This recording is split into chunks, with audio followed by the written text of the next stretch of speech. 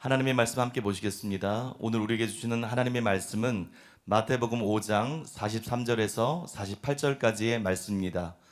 마태복음 5장 43절에서 48절까지의 말씀을 한 절씩 교독하겠습니다. 또 내 이웃을 사랑하고 내 원수를 미워하라 했다는 것을 너희가 들었으나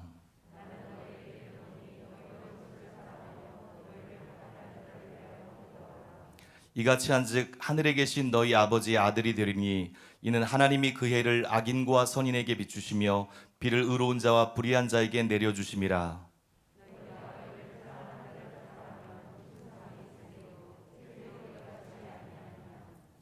또 너희가 너희 형제에게만 무난하면 남보다 더하는 것이 무엇이냐? 이방인들도 이같이 아니하느냐? 하늘에 계신 너희 아버지의 온전하신 같이 너희도 온전하라. 아멘. 이제 담임 목사님께서 나오셔서 왜 우리는 그렇게까지 해야 하나 라는 제목으로 말씀 선포해 주시겠습니다.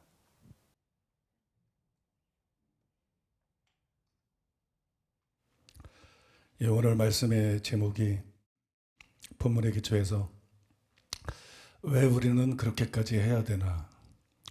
왜 우리는 그렇게까지 해야 되나? 즉 우리가 원수도 사랑하고 핍박자까지 위해서 기도해야 되는 이유에 대해서 여러분들에게 먼저 간단하게 말씀을 드리고 그 다음에 전에 여러분들에게 공지해 드린 대로 가까운 시일 안에 로마서의 구조에 대한 그 새로운 깨달음이 굉장히 중요하기 때문에 그걸 여러분들에게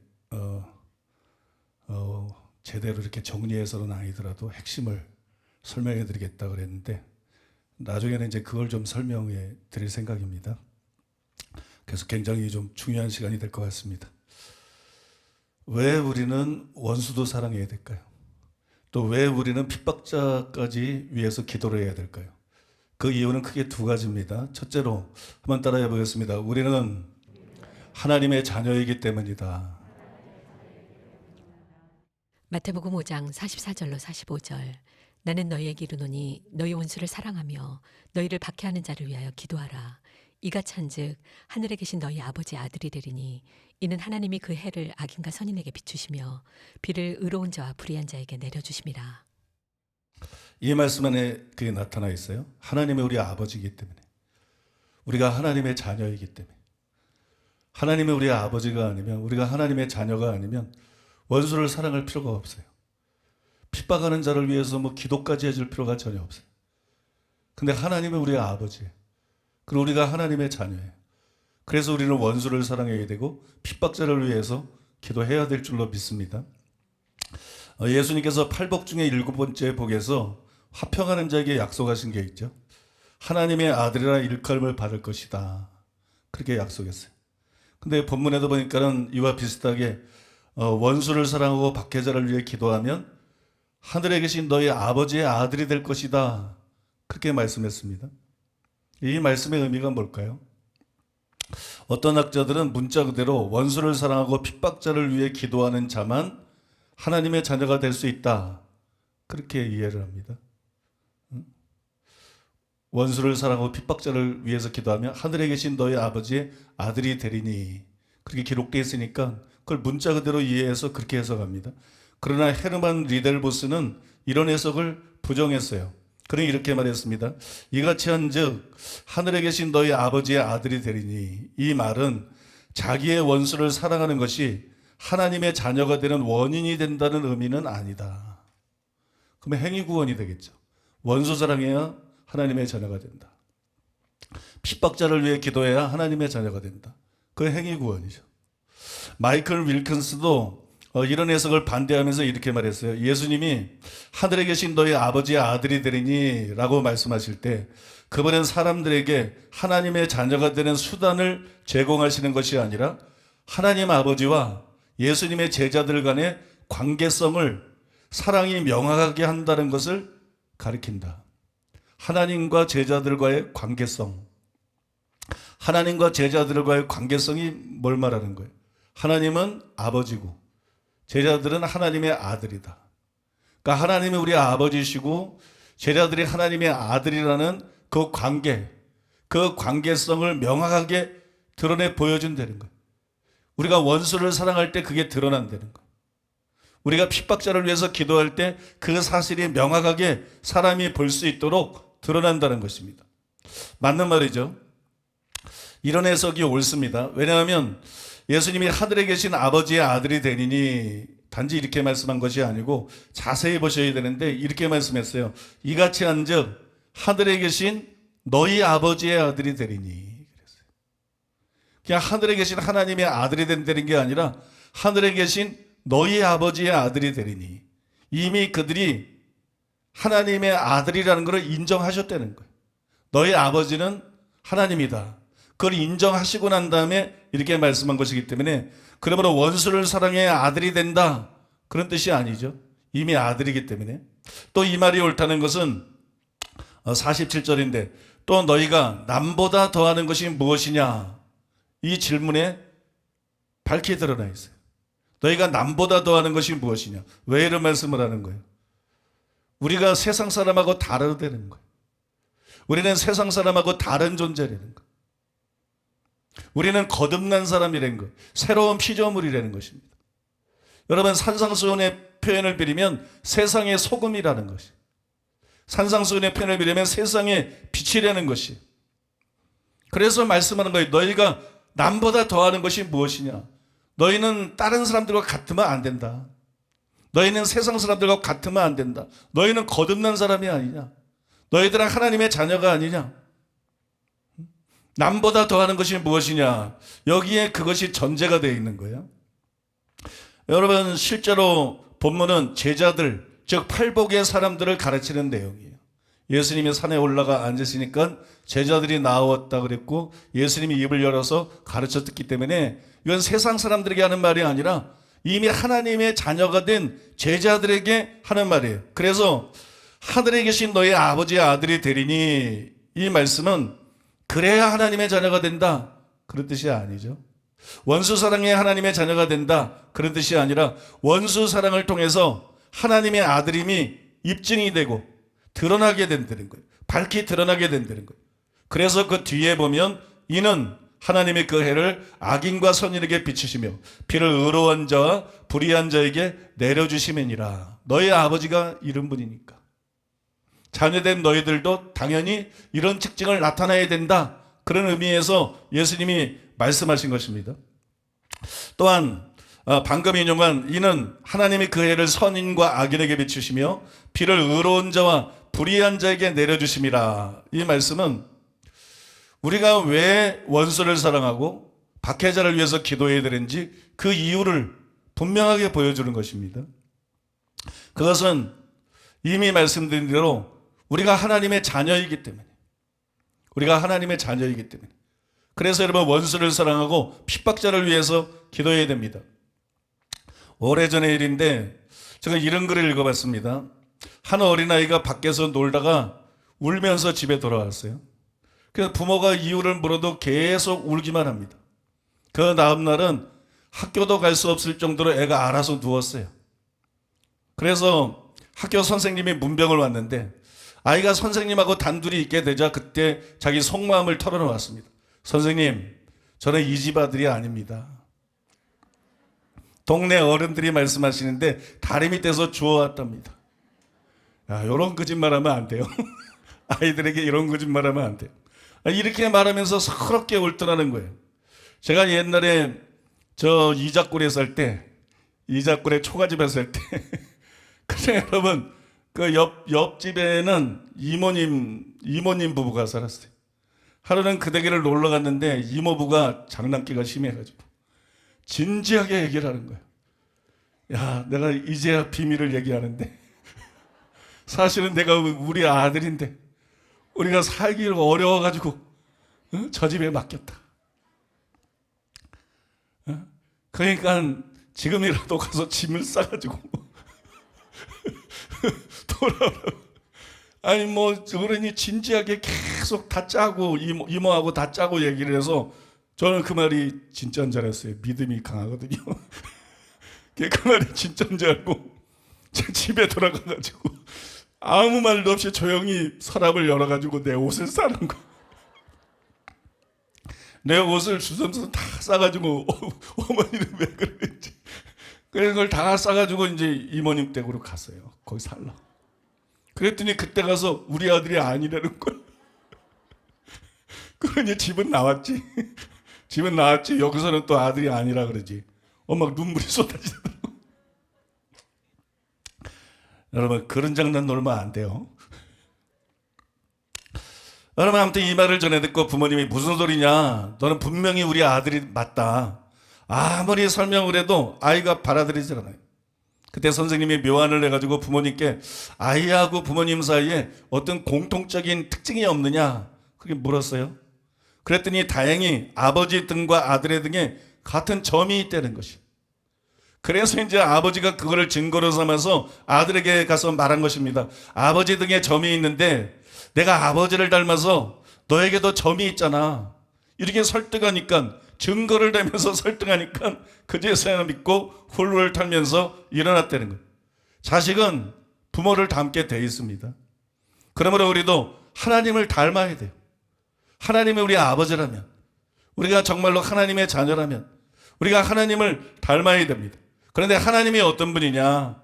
하나님은 그 해를 악인과 선인에게 비추시며, 이 해를 만약에 선인에게만 비치면 다 교회에 올 텐데 명목상의 신자는 굉장히 많아지겠죠.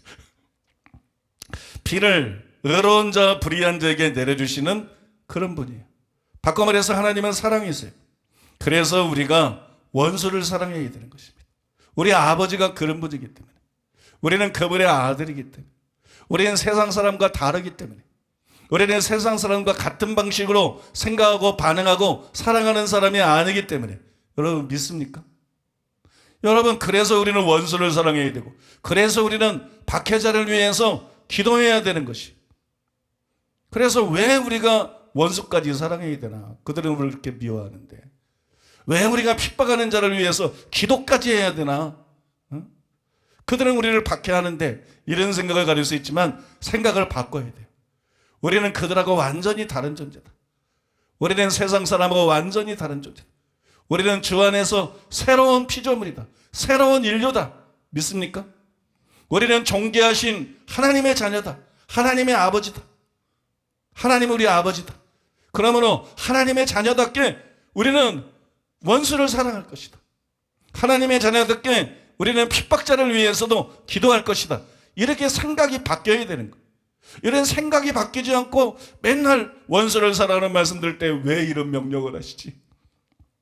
핍박자를 위해서 기도하라 그러면 왜 이렇게 어려운 명령을 우리에게 하시고 우리를 난처하게 만들지? 이러면 여러분 이 말씀에 제대로 순종할 수가 없는 거예요. 오늘 여러분들이 말씀을 통해서 마음이 새로워지기를 바랍니다. 말씀을 통해서 생각이 바뀌게 되시기를 바랍니다. 예수님이 그 뒤에 이렇게 말씀하셨습니다.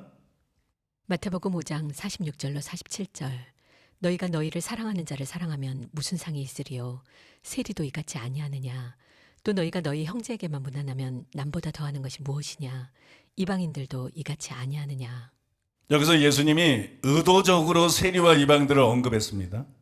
의도적인 언급인데, 왜냐하면 당시 하나님을 믿는다는 유대인들이 도덕적으로 가장 열등하다고 생각하고 제일 멸시한 사람이 누구냐? 그게 세리하고 이방인들이었어요. 그러니까 저 사람들은 우리하고 다르다. 수준이 다르다. 너무 차원이 낮은 저질 인간들이다. 그러니까 멸시한 사람들이 세리와 이방인들입니다. 먼저 예수님은 세리를 언급하셨어요. 46절에 보니까 너희가 너희를 사랑하는 자를 사랑하면 무슨 상이 있으리요? 세리도 이같이 아니하느냐? 그런데 이 말씀의 의미를 알려면 세리에 대해서 알아야 돼. 세리에 대해서 모르면 이 말씀이 무슨 뜻인지 제대로 이해할 수가 없어요. 당시 유대인들은 로마 황제에게 예속이 되어 있었습니다. 그 세리라고 하는 존재는 로마 황제를 위해서 유대인들에게 세금과 곡물, 지방세와 임대료를 거두어 드리는 관리들이었었어요. 가장 타락한 사람들이 이런 일에 나섰습니다. 옛날에 일제 순사들의 끈아풀 역할을 하는 그런 한국인들, 조센징 등을 많이 있었잖아요. 가장 저질의 사람들이잖아요. 그죠? 가장 저질의 사람들. 이스라엘에서도 가장 타락한 유대인들이 돈을 위해서 이런 비열한 짓을 했어요. 게다가 세리장 삭개오의 고백에 따르면 그들은 이익을 위해서 불의와 억압에 의존을 했어요. 누가복음 19장 8절에 보면 삭개오가 이렇게 말합니다. 주여 보시옵소서, 내 소유의 절반을 가난한 자들에게 주겠사오며 만일 누구의 것을 속여 빼앗은 일이 있으면 네 갑절이라 갚겠나이다. 만일 누구에게서 속여 빼앗은 일이 있으면 세리들이 이런 일을 자주 했다는 것이에요. 따라서 세리는 유대인들에게 증오와 경멸의 대상이었어요. 그런데 그런 세리들도 자기를 사랑하는 사람은 사랑한다는 것이에요. 너희들이 제일 수준이 낮다고 생각하고 멸시하고 경멸하는 세리들도 자기를 사랑하는 사람들은 사랑한다. 그런데 너희가 자기를 사랑하는 자만 사랑하고 원수를 사랑하지 않는다면, 그런데 너희가 자기를 사랑하는 자만 사랑하고 핍박자를 위해 기도하지 않는다면 도대체 세리보다 나은 것이 뭐냐? 세리를 그렇게 멸시하면서 너희들이 세리보다 나은 것이 뭐냐? 예수님의 논리가 바로 이것이에요.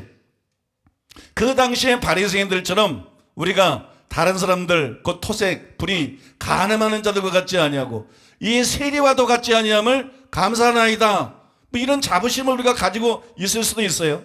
그러나 주님은 우리가 원수와 핍박자를 사랑하지 않으면 세리보다 나을 것이 없는 존재라는 거예요. 이게 굉장히 충격적인 지적이에요. 바리새인들은 우리는 토색하지 않으니까, 우리는 불의하지 않으니까, 우리는 간음하지 않으니까, 이 세리와도 같지 않으니까 그러면서 자부심을 가졌는데 그런 게 중요한 게 아니고 예수님은 너희들이 원수를 사랑하지 않으면, 너희가 핍박자를 위해서 기도하지 않으면 세리보다 나을 것이 없는 존재라는 거예요. 이게 충격이잖아요. 하나님의 자녀가 세리보다 나은 존재에서는 안 되는 거 아니겠어요? 그래서 우리는 반드시 원수를 사랑하고 핍박자를 위해서 기도하기로 결단해야만 되는 것입니다. 믿습니까? 안 믿습니까? 여러분, 그렇게 결단하는 이 시간 되시기를 바랍니다. 또 예수님은 이방인을 언급하셨어요. 47절에서 또 너희가 너희 형제에게만 불안하면 남보라도 하는 것이 무엇이냐? 이방인들도 이같이 아니하느냐? 세리는 명목상의 신자라고 말할 수 있죠. 세리는 명목상의 신자예요. 그들도 유대교인이었으니까. 그러나 이방인은 하나님을 믿지 않는 불신자들입니다. 아직 예수님과 제자들이 이방인 전도를 하기 전이에요. 그러므로 그들은 하나님의 자녀가 아니라 마귀의 자녀들이었어요. 그런데 마귀의 자녀들인 이방인도 자기 형제들에게는 무난한다는 것이. 그러니 우리가 형제에게만 무난하고 원수를 사랑하고 핍박자를 위해서 기도하지 않으면 마귀의 자녀들과 다를 게 뭐냐? 하나님의 자녀들인 너희들은 그들과 달라야 되는데 너희가 원수를 사랑하지 않으면 마귀의 자녀하고 뭐가 다르냐? 아까 여러분, 원수를 사랑해야 하나님의 자녀가 된다. 그럼 하나님의 자녀라는 것이 드러나게 된다는 거. 그거하고 맥이 같은 말씀이죠. 너희가 하나님의 자녀인데 원수를 사랑하고 핍박자를 위해 기도하지 않으면 마귀의 자녀보다 나은 게 뭐냐? 그리고 어떻게 하나님의 자녀라고 말하느냐? 주장할 수 있느냐? 정말로 하나님의 자녀라면 하나님을 닮은 모습을 보여야 된다는 거예요. 나타내야 된다는 거예요. 원수를 사랑함으로써, 핍박자를 위해서 기도함으로써 너희가 하나님의 자녀라는 것을 나타내 보이라는 것이, 드러내 보이라는 것이에요. 여러분, 정말 맞는 지적이죠. 논리적인 지적입니다. 그래서 우리는 반드시 원수를 사랑하고 핍박자를 위해서 기도해야 되는 것이에요. 왜 우리가 원수를 사랑해야 됩니까? 왜 우리가 핍박자를 위해서 기도까지 해야 됩니까? 돈 주는 거는 쉬워요. 기도해 주는 거는 쉽지 않습니다. 그죠? 신자들에게 돈 주는 게 쉽지 기도해 주는 거는 쉽지 않아요. 기도할 때마다 빼놓지 않고 누구를 위해 기도한다는 것은 사랑입니다. 기도는 사랑이에요. 중보기도는 사랑이에요. 믿습니까? 그런데 왜 우리가 핍박자를 위해서 기도해야 됩니까? 우리 자녀도 아니고 우리 친척도 아니고 우리 성도도 아니고 나라도 아니고 왜 핍박자를 위해서 우리가 기도해야 됩니까? 여러분, 우리는 하나님의 자녀이기 때문에, 마귀의 자녀들과 달라야 되기 때문에, 하나님의 특성을 보여줘야 되기 때문에. 믿습니까? 하나님의 닮은 것을 보여줘야 되기 때문에, 그래서 원수를 사랑하고 핍박자를 위해서 반드시 기도해야 될 줄로 믿습니다. 한편 모든 자녀는 어느 정도 부모를 닮습니다. 상식이죠. 그러나 슬프게도 꼭 부모를 닮아야 되는 건 아니에요. 닮아서는 안 되는 그런 부모들도 많이 있다는 거예요. 얼굴 얘기가 아닙니다. 여러분, 닮아서는 안 되는 그런 부모들도 많이 있어요. 이 극단적인 예지만 제가 요즘에 뉴스를 보면서 너무 충격을 받는 게 뭐냐면, 엄마가 딸을 죽여요. 뉴스 보셨죠? 텔레비전 보세요. 여러분, 엄마가 딸을 죽여요. 그다음에 이번에 그랬더니 얼마 안 돼서 아빠가 또 자식을 죽여요. 야, 이건 완전히 말씀입니다. 누구보다도 자식을 보호해야 될 엄마가, 목숨 걸고 자식을 보호해야 될 엄마가 딸을 죽여. 입양한 아이들을 막 폭력을 행사해서 죽이는 이런 살인사건들이 절벽에 일어나더니 이제는 엄마가 딸을 죽이고 아빠가 자식을 죽이고 이런 뉴스들이 나오고 있어요. 그러나 하나님은 다릅니다. 왜냐하면 하나님은 영광이시기 때문이에요. 사도행전 7장 3절에 보면 하나님을 영광의 하나님이라 그랬어요. 영광의 하나님이 그에게 보여 이르시되, 하나님은 영광의 하나님, 하나님은 영광스러운 분입니다. 그래서 우리는 하나님을 마땅히 닮아야 된다는 거 믿습니까? 자식은 부모를 닮게 되어 있는데 우리는 우리는 더욱더 하나님을 반드시 닮아야 된다는 거예요. 마귀는 가짜 영광을 보여주면서 우리를 유혹합니다. 마태복음 4장 8절. 마귀가 또 그를 데리고 지극히 높은 산으로 가서 천하 만국과 그 영광을 보여. 이게 진짜 우리가 영광이라고 생각하는 거예요. 세상의 모든 불신자들과 세상 사람들이 천하 만국의 영광, 이걸 진짜 영광이라고 생각해요. 그래서 그걸 영광이라고 생각하면 갑질도 엄청나게 하면서 살아요.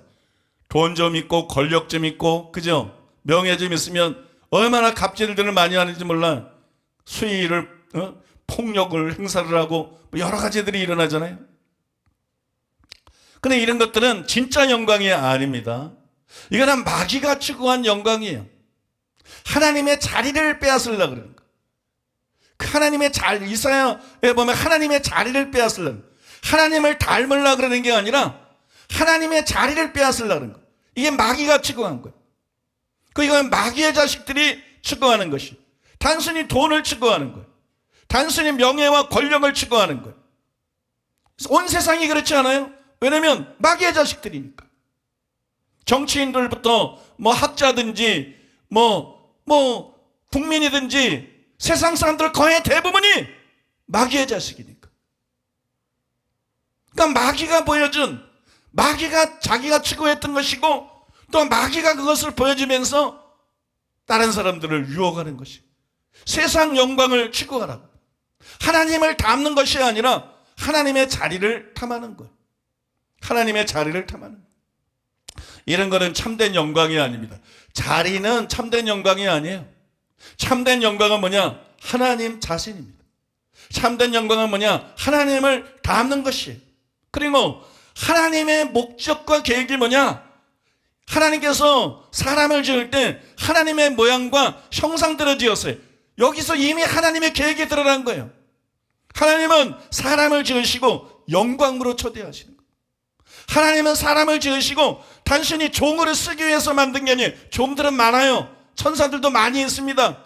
천만 천사들이 있어요. 하나님은 사람을 하나님의 모양과 형상대로 지으시고 여러분 영광으로 초대하시는 거예요. 하나님의 영광 안으로 부르시는 거예요. 사람에 대한 하나님의 계획, 사람에 대한 하나님의 목적이 뭐냐? 너는 영광스러운 존재가 되는 거야. 너는 사탄처럼 자리를 추구하다가 가장 낮은 자리, 저 지옥에 떨어지지 말고 너는 영광을 추구하다가 가장 높은 자리, 천국으로 올라오라는 것이. 그리고 내 보좌에 함께 앉으라는 거예요. 계시록에 나와 있는 것처럼 주님의 보좌에 함께 앉고 영원히 왕노릇하고 다스리시는 사람이 되라는 것이에요. 여러분 믿습니까? 하나님은 우리를 영광으로 초대하십니다. 하나님은 우리를 영광으로 부릅니다. 근데 우리는 영광에 관심이 없어요. 우리는 돈에만 관심이 있어요. 명예에만 관심이 있어요. 권력에만 관심이 있어요. 쾌락에만 관심이 있어요. 세상에만 관심이 있어요.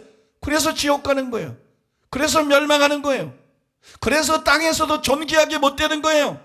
그래서 복을 못 받는 거예요. 여러분, 우리의 목표는 하나님의 목적이 뭔지를 분명히 알고, 하나님의 부르심이 뭔지를 분명히 알고, 영광을 추구하면서 나가야 될 줄로 믿습니다. 근데 영광이 뭐냐? 영광은 하나님입니다.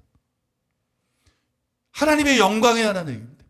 영광은 뭐냐? 영광은 하나님을 닮는 것입니다.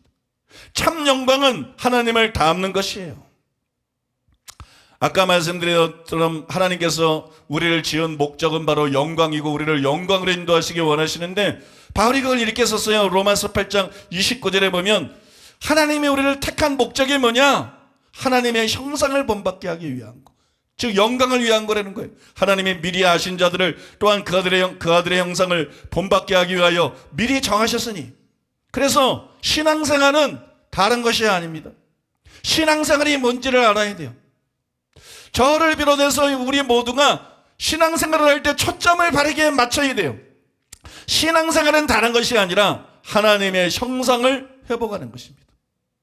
모든 사람이 죄를 지었으므로 하나님의 영광이 이르지 못하였더니, 이게 여러분 타락한 인류의 상태, 그 하나님의 영광 속으로 진입해 들어가는 거예요. 여러분 믿습니까? 신앙생활은 다른 것이 아니라 하나님의 형상을 회복하는 여정. 여러분 영광의 여정이에요. 먼저 거듭남이라고 하는 것은 하나님의 형상이 기본적으로 우리 속에서 회복이 되는 것입니다. 골로새서 3장 9절로 10절. 너희가 옛사람과 그 행위를 벗어버리고 새 사람을 입었으니 이는 자기를 창조하신 이의 형상을 따라 지시기까지 새롭게 하심을 입은 자니라.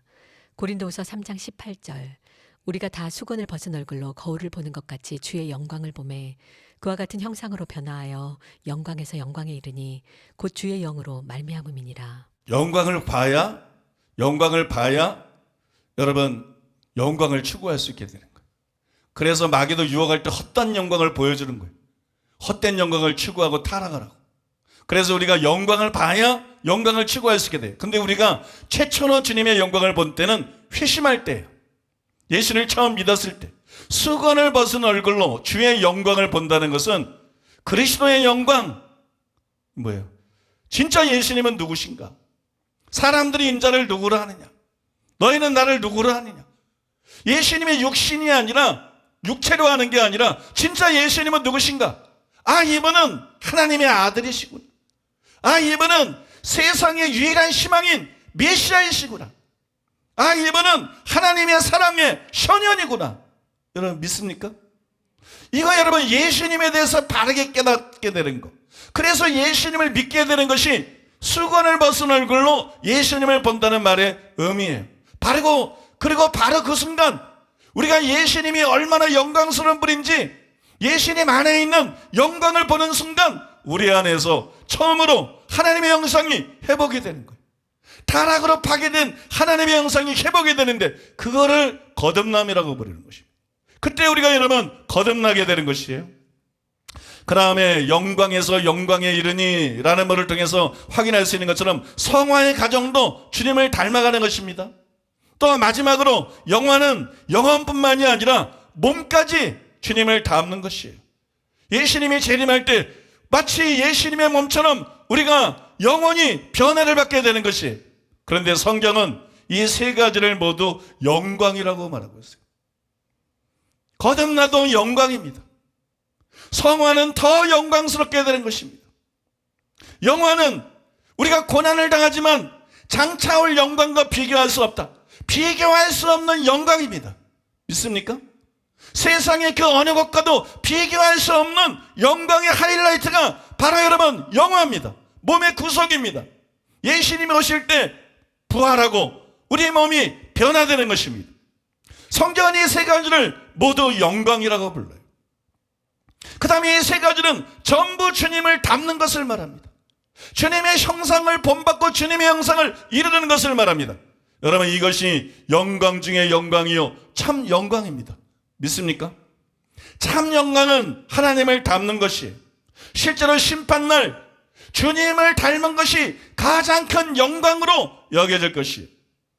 세계적인 재벌들도 심판대 앞에서는 추풍낙엽이에요. 세계적인 권력자들도, 세계적인 학자들도, 인기 스타들도, 뭐 어떤 사람들도 심판 앞에서는 그것이 저울에 전혀 무게가 나가지 않습니다. 거기서는 하나님의 영광만 무게가 나갑니다. 하나님을 닮은 것만 무게가 나가요. 거듭난 것만 처준되는 거예요. 성화된 만큼만 처준되는 거예요. 여러분 믿습니까? 주님을 닮고 주님의 마음을 품은 만큼만, 주님을 본받은 만큼만 여러분 처준되는 거예요. 그래서 해의 영광과 달의 영광과 별의 영광이 결정이 된다는 것이, 천국에서 얼마나 더 영광스러운 존재가 될지 결정이 된다는 것이, 그래서 우리는 하나님을 닮는 것이 최고의 영광이라는 것에 빨리 눈을 떠야 되는 것이, 믿습니까? 헛된 영광에 현혹되지 말고 하나님의 영광의 시선을 고정해야 됩니다. 그것을 가장 큰 영광으로 여겨야 돼요. 그 다음에 그거를 무엇보다도 추구하면서 살아가야 될 줄로 믿습니다. 그래서 여러분들에게 중요한 질문을 하나 드리겠는데요. 여러분은 정말로 하나님을 닮는 것을 가장 귀히 여기고 하나님 닮기를 원하시느냐는 것이. 우리는 정말 하나님 닮는 것을 가장 최고의 가치로 여기고 있는가? 그거를 최고로 우선순위로 추구하고 있는가? 우리는 구원받기를 원합니다. 지옥까지 하고 천국에 가기를 간절히 원하죠. 또 우리는 성경적인 바른 진리를 알기 원합니다. 또 우리는 영적인 체험들을 원하고 성령의 은사와 능력을 받기를 원합니다. 크게 사역하고 하나님께 크게 쓰임받기를 원합니다. 나아가서 우리는 복받고 성공하고 번영하기를 원합니다. 그런데 과연 이것들을 원하는 것처럼 진실로 하나님을 닮기 원하는 마음이 우리 속에 있느냐는 거예요. 단순히 구원받는 것 말고 정말 하나님을 닮고자 하는 마음이 우리 속에 있느냐, 정말 하나님을 닮고자 하는 그런 소원이나 열망이 우리 속에 있느냐는 거예요. 하나님을 닮는 것은 앞에서 열거한 것들처럼 자동적으로 동기부여가 되지 않아요. 자동적으로 그런 소원이 자연스럽게 우리 속에서 일어나지 않습니다. 사람들은 대부분 하나님을 닮기 위한 강력한 소원을 갖고 있지 않습니다. 그런 소원이 그 안에 없어요. 영적이지 못하고 육적이고 세상적이기 때문이에요. 더구나 우리는 본성적으로 하나님 닮는 것을 싫어합니다. 하나님 닮는 거 좋아하는 사람들 없어요. 그건 크게 은혜 받고 성화된 사람들이. 우리는 본성적으로 하나님 닮는 것을 싫어해요. 하나님은 거룩하십니다. 그러나 사람은 거룩보다 쾌락을 더 원합니다. 하나님은 사랑이십니다. 오래 참으실 뿐 아니라 악인과 죄인도 선대하시고 심지어는 원수까지도 사랑하세요. 그런데 이거는 우리가 본성적으로 제일 싫어하는 일이에요. 우리는 원수를 갚아주기를 원해요. 그죠? 우리는 핍박자에게 보응하기를 원해요. 근데 하나님은 원수도 사랑하라 그래요. 핍박하는 자까지도 위해서 기도하라 그래요. 우리가 본성적으로 제일 싫어하는 일이에요. 그래서 여러분 정말로 중요한 것이 뭐냐? 우리가 진짜 하나님 닮기를 원하느냐 이것이. 암만 원수 사랑하는 말을 들으면 뭐합니까? 암만 핍박자를 위해서 기도하라는 말을 들으면 뭐예요? 정말 우리가 하나님 닮기를 원하느냐? 정말 우리의 목표가 영광이냐? 하나님을 닮는 것이 우리의 목표고 그것이 영광이라는 걸 정말 알면 기꺼이 우리는 원수를 사랑하려고 할 것이, 그거는 영광이기 때문에, 그거는 영광으로 나가는 것이기 때문에, 그거는 하나님처럼 영광스럽게 되는 것이기 때문에 우리는 당연히 스테반처럼 핍박하는 자를 위해서 기도하기를 원할 것이, 그 이상의 영광이 없기 때문에 어떤 기적이 스테반의 마지막 기도보다 더 영광스럽게 성경에서 빛이 나고 있습니까? 예수님이 어떤 기적보다 십자가에서 원수를 위해서 기도한 것이 가장 찬란하게 빛나고 있습니다. 그거는 여러분 단순히 힘든 의무가 아니라 그것은 영광이에요. 눈이 뜨여져야 되는 거예요. 눈이 열려야 되는 거예요. 우리의 인식이 바뀌어야 되는 거예요. 성경은 사람이 타락함으로 말미암아 지혜가 어두워졌다 그래. 지식이 어두워졌다 그래. 영광을 영광으로 보지 못하는 것이에요. 원수를 사랑하는 것이 영광인데, 핍박자를 위해서 기도하는 것이 최고의 영광인데 그걸 보지 못하는 거예요. 예수님은 원수를 사랑하라고 말씀하심으로써, 예수님은 핍박자를 위해서 기도하라고 말씀으로써 우리를 최고의 영광으로 초대하시는 거예요. 그 영광을 쟁취하려는 거예요. 그 영광의 주인공이 되려는 거예요. 그런데 우리는 그거를 부담스럽게만 여기는 거예요. 그래서 여러분, 영적인 중요한 터닝 포인트가 있는데, 그거는 여러분, 나는 정말로 하나님을 닮기를 원하는가? 스스로 진지하게 질문해보고 정말로 하나님 닮기를 원하는 사람이 되는 거예요. 왜냐하면 그게 영광이니까, 그게 최고로 가치 있는 일이니까, 그게 최고로 중요한 것이니까. 그러면 원수를 사랑할 수 있는 거예요. 그러면 핍박자를 위해서도 기도할 수 있는 거예요. 제가 이렇게 설교하지만 부끄럽게도 저도 오랜 동안 하나님을 닮는 것에 관심이 없었어요. 참 충격인 것 같아요. 제1학교 때 예수를 믿고 신학교에 가고 목사가 되고 목회를 오래 했지만, 내가 정말 하나님을 닮기를 원했는가? 나는 회개하기를 원했고, 나는 믿음을 갖기 원했고, 나는 거듭나기 원했고, 나는 거룩해지기를 원했고, 나는 주님을 사랑하기 원하는 마음을 가지고 살아왔어요.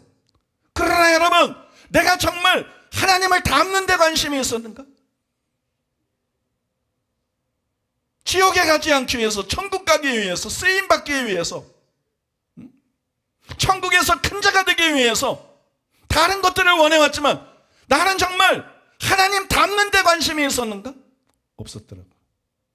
충격적이게도 없었더라고. 나는 하나님 닮는 데 관심이 없었구나. 나는 하나님을 닮는 것을 최고의 영광으로 여기지 않았구나. 성경의 깊은 진리를 깨닫거나, 놀라운 표적과 기사와 이적을 행하거나, 거대한 교회 성장을 이루거나, 대부흥이나 대처수를 이루는 것을 영광이라고 착각했구나. 영광은 그런 것이 아닌 것을, 영광은 주님을 닮는 것을.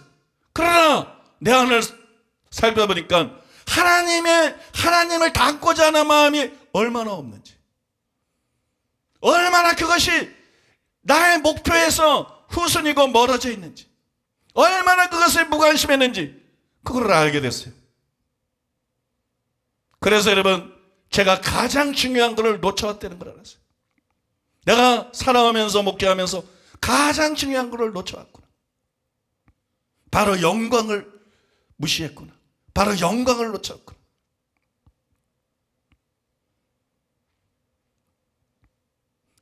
그러니까 여러분, 뒤늦게 어렵게 하나님 닮기를 조금씩 더 원하게 되었어요. 그것이 하나님의 은혜라는 걸 알았어요. 뒤늦게라도 그 일에 관심을 갖게 된 것이 얼마나 다양한 일이고 얼마나 감사한 일인가. 아니면 얼마나 큰 것을 무한히 놓치고만 살았을 것인가. 그런 생각도 들었어요. 여러분, 제가 이것을 말씀드리는 이유는 악한 자를 대적하지 말라, 원수를 사랑해라, 핍박자를 위해 기도해라, 이런 인식의 변화가 없이는 불가능하다는 거예요. 결심한다고 되나요? 노력하라고 되나요? 영광이 우리의 목표가 되어야 돼요. 그리고 이것이 영광인 것을 알아야 돼요. 이것이 영광에 이르는 비결인 것을 알아야 돼요. 그래야 비로소 기꺼이 악한 자를 대적하지 않고 선대할 수 있는 거예요. 기꺼이 원수를 사랑하고 기꺼이 핍박자를 위해서 기도할 수 있는 것인 줄로 믿습니다. 여러분도 한두 번쯤은 들어보셨을 텐데, 알프레드 플러머는 매우 지혜로운 이런 말을 했습니다. 선을 악으로 갚는 것은 악마 같으며, 선을 악으로 갚는 것은 악마 같으며, 선을 선으로 갚는 것은 인간적이며, 악을 선으로 갚는 것은 하나님 같은 것이다. 영광이라는 겁니다. 영광의 하나님. D.A. 카슨도 이렇게 말했어요. 을을 인하여 핍박을 받는 것은 자신을 선지자 계리에 올려놓는 것이다. 마태복음 5장 12절에 기초해서. 그러나 핍박받는 자를 위해 기도하고 축복하는 것은 자신을 하나님의 성품의 연장 위에 올려놓는 것이다. 을을 위해 핍박을 받는 것은 선지자의 반열에 오르는 것이다. 핍박하는 자를 위해서 기도하는 것은 하나님의 영광에 진입하는 것이다. 하나님의 그 영광에 동참하는 것이다. 하나님처럼 영광스러운 존재가 되는 것이다. 여러분, 얼마나 영광스러운 것입니까? 원수를 사랑한다는 것이, 핍박자를 위해 기도하는 것이, 이걸 우리가 마음에 새겨야 돼요. 절대로 잊지 말아야 돼요. 그래서 능히 원수도 사랑하고 핍박자를 위해서 기도하는 저와 여러분 되기를 예수님의 이름으로 축복합니다. 우리가 원수도 사랑하고 핍박자도 위해서 기도해야 되는 이유가 두 가지인데, 두 번째 이유는 짧기는 합니다만 생략하겠습니다. 왜냐하면 중요한 설명들을 해야 되기 때문에 생각하고 바로 이제 다음으로 넘어가겠는데요. 뭐 흔한 제목이지만 일단 가재로, 계곡에서 잡는 가재 말고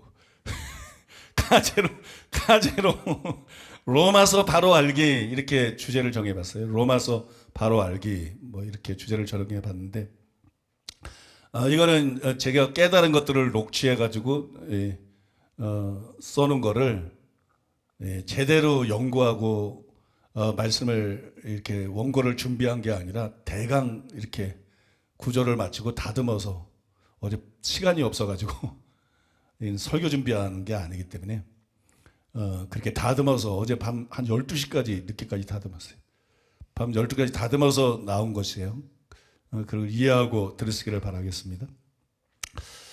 전에 제가 로마서에 대해서 어떤 굉장히 놀라운 깨달음을 경험하고, 그 다음에 여러분들에게 이 로마서에 대한 깨달음을 가지고 즉흥설교를 한 적이 있어요. 그때 복음, 믿음, 은혜, 이 두 가지 측면이 있다고 말씀을 드렸습니다. 뭐 복음을 말씀드리면, 복음에는 칭의도 있고 사람을 구원하기 위한 건데 중생도 있잖아요. 다른 거죠. 칭의는 그냥 의롭다함 받는 거, 중생은 우리가 새로운 피조물, 우리가 변화되는 거. 그러니까 뭐 예수 믿고 의롭다함 받았는데 구원받았다, 이 말이 안 되죠.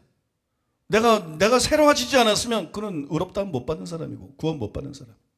하나만 생각, 하나만 알고 둘을 모른다. 이게 개신교의 제일 큰 문제점인 거야. 하나만 알고 둘을 모른다. 그게 개신교야, 간단히 얘기해서.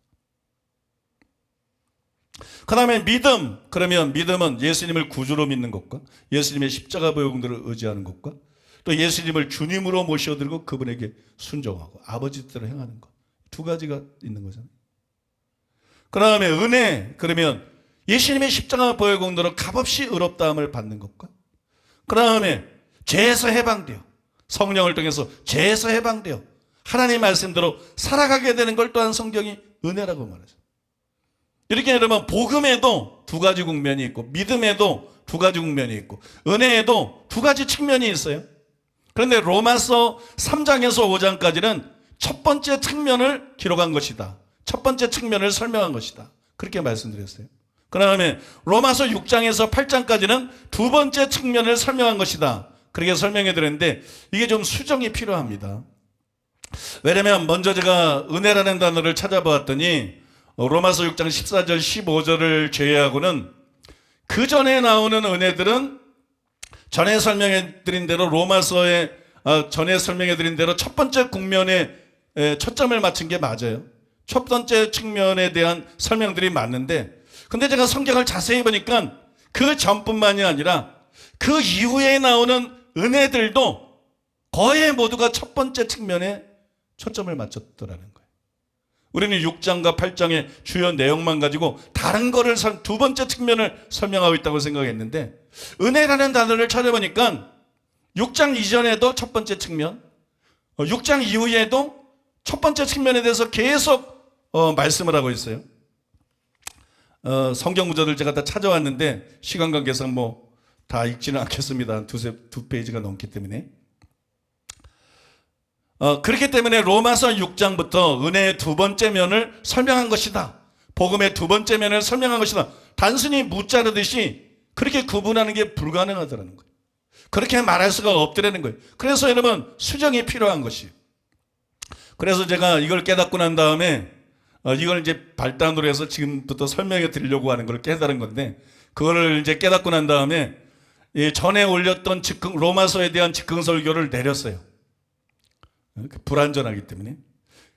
그리고 오늘 여러분들에게 그거를 이제 수정 보완해서 다시 여러분들에게 이렇게 설명해 드리고자 하는 거예요. 두 가지를 핵심적으로 말씀드리고, 그냥 세 번째는 그때 설명이 맞기 때문에 간단하게 재설명할 생각인데요. 첫 번째로 한번 따라해 볼까요? 로마서의 전체적인 구조. 로마서는 제가 전에 말한 것처럼 복음, 믿음, 은혜의 다른 면들을 3장에서 5장은 1단계, 6장에서 8장은 2단계를 설명한 것이 아닙니다. 복음의 다른 면을 설명한 것이 아니라 같은 복음을 같은 걸 설명한 거예요. 같은 복음을 설명했는데 다른 것들을 상대로 설명한 것이. 이걸 잘 이해하셔야 돼요. 복음의 다른 면을 설명한 게 아니라 같은 복음을 설명하는데 다른 것을 대상으로 설명한 거예요. 다른 거를 상대로 설명을 한 거예요. 그래서 같은 복음이지만 다른 거를 상대로 설명하기 때문에 그 상대에 따라서 설명해야 될 내용이 다른 거예요. 그래서 여러분, 로마서 3장에서 5장에 나오는 거라고 로마서 6장에서 8장에 나오는 거하고 설명이 서로가 다른 것입니다. 그렇지만 5장까지가 복음의 첫 번째 면, 그 후에는 복음의 두 번째 면을 설명하고 있다. 지난번에 여러분에게 설명해 드린 것이 완전히 틀린 말은 아니에요. 그때 제가 그걸 깨닫고 가슴이 콩닥콩닥 뛰었다 그러고 두근두근했다, 막 흥분이 됐다 그랬는데, 그게 여러분 근거가 전혀 없는 게 아니에요. 왜냐 그러면 그 안에 분명히 빛이 있기 때문이에요. 중요한 무엇인가를 보고 그때 성령께서 부어줬기 때문에 그렇게 여러분 제가 감동을 한 것입니다.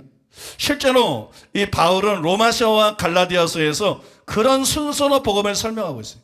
제가 구체적으로 다 예를 들어 설명하면 길어져서 그렇게 말씀드릴 수 없고, 로마서도 실제로 첫 번째 면을 설명하고 있고 그 다음에 두 번째 면을 설명하고 있어요. 그 다음에 갈라디아서도 마찬가지예요. 먼저 첫 번째 면을 설명하고 그 다음에 두 번째 면을 실제로 설명하고 있습니다. 그러나 3장에서 5장 그리고 6장에서 8장에서 바울이 같은 복음을 설명하고 있는 것이에요. 비록 여러분 첫 번째, 두 번째 면을 설명했지만 첫 번째 면을 설명하기 위해서 그 말을 한 게 아니에요. 대상이 다르기 때문에 그 설명을 한 거죠.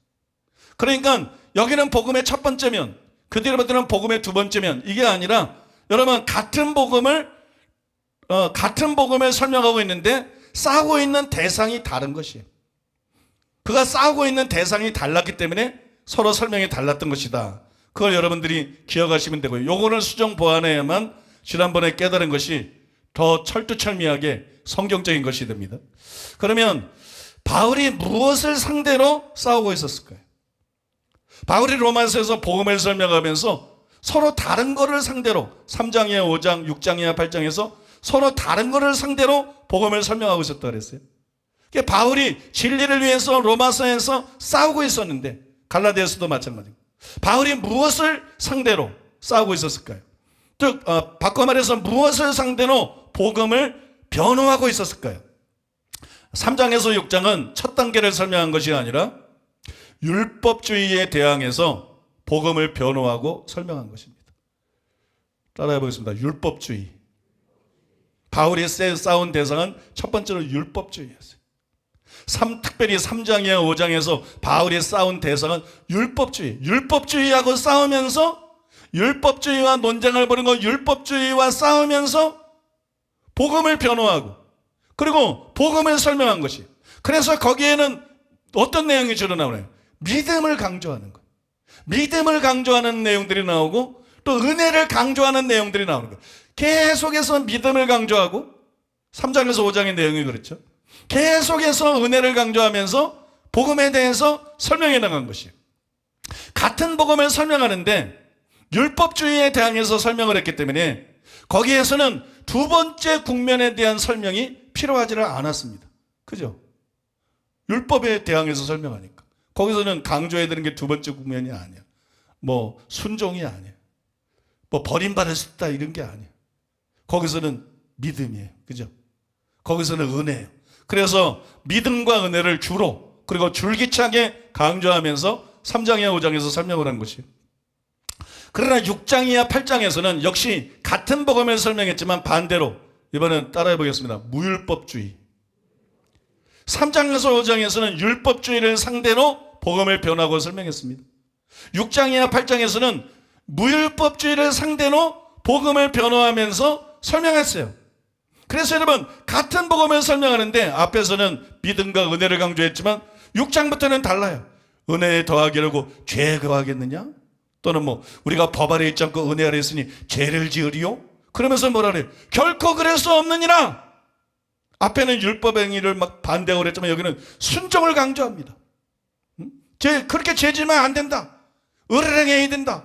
그죠? 계속해서 순종을 강조합니다. 그럼 우리가 의를 행하지 않으면 계속 죄를 지으면 그러면 버림받는다. 그러면 멸망한다. 그런 내용들이 6장이야 8장에 분명히 반복해서 나타나 있어요. 여러분 갈라디아서도 구조가 마찬가지예요. 제가 시간 관계상 다 설명할 수는 없지만 대표적인 구절 두 가지를 말씀드리면 갈라디아서 2장 16절 루터가 이걸 근거해서 종교개혁을 했는데 갈라디아 2장 16절에 이렇게 하면서요. 사람이 의롭게 되는 것은 율법 행위로 말미암이 아니요 오직 예수 그리스도를 믿음으로 말미암은 줄 알므로 우리도 그리스도 예수를 믿나니 이는 우리가 율법의 행위로서가 아니라 그리스도를 믿음으로써 의롭다함을 얻으려 함이라. 율법의 행위로서는 의롭다함을 얻을 수 없느니라. 율법의 행위 반대하고 그죠? 오직 믿음 그 다음에 은혜 그거를 의롭다함 받고 그거로 구원받을 수 있다. 그걸 반복해서 말하고 있죠. 근데 갈라디아서는 앞부분은 주로 이런 내용이에요. 근데 갈라디아서 뒷부분은 그렇지 않아요. 즉 5장 6장은 그렇지 않다는 거예요.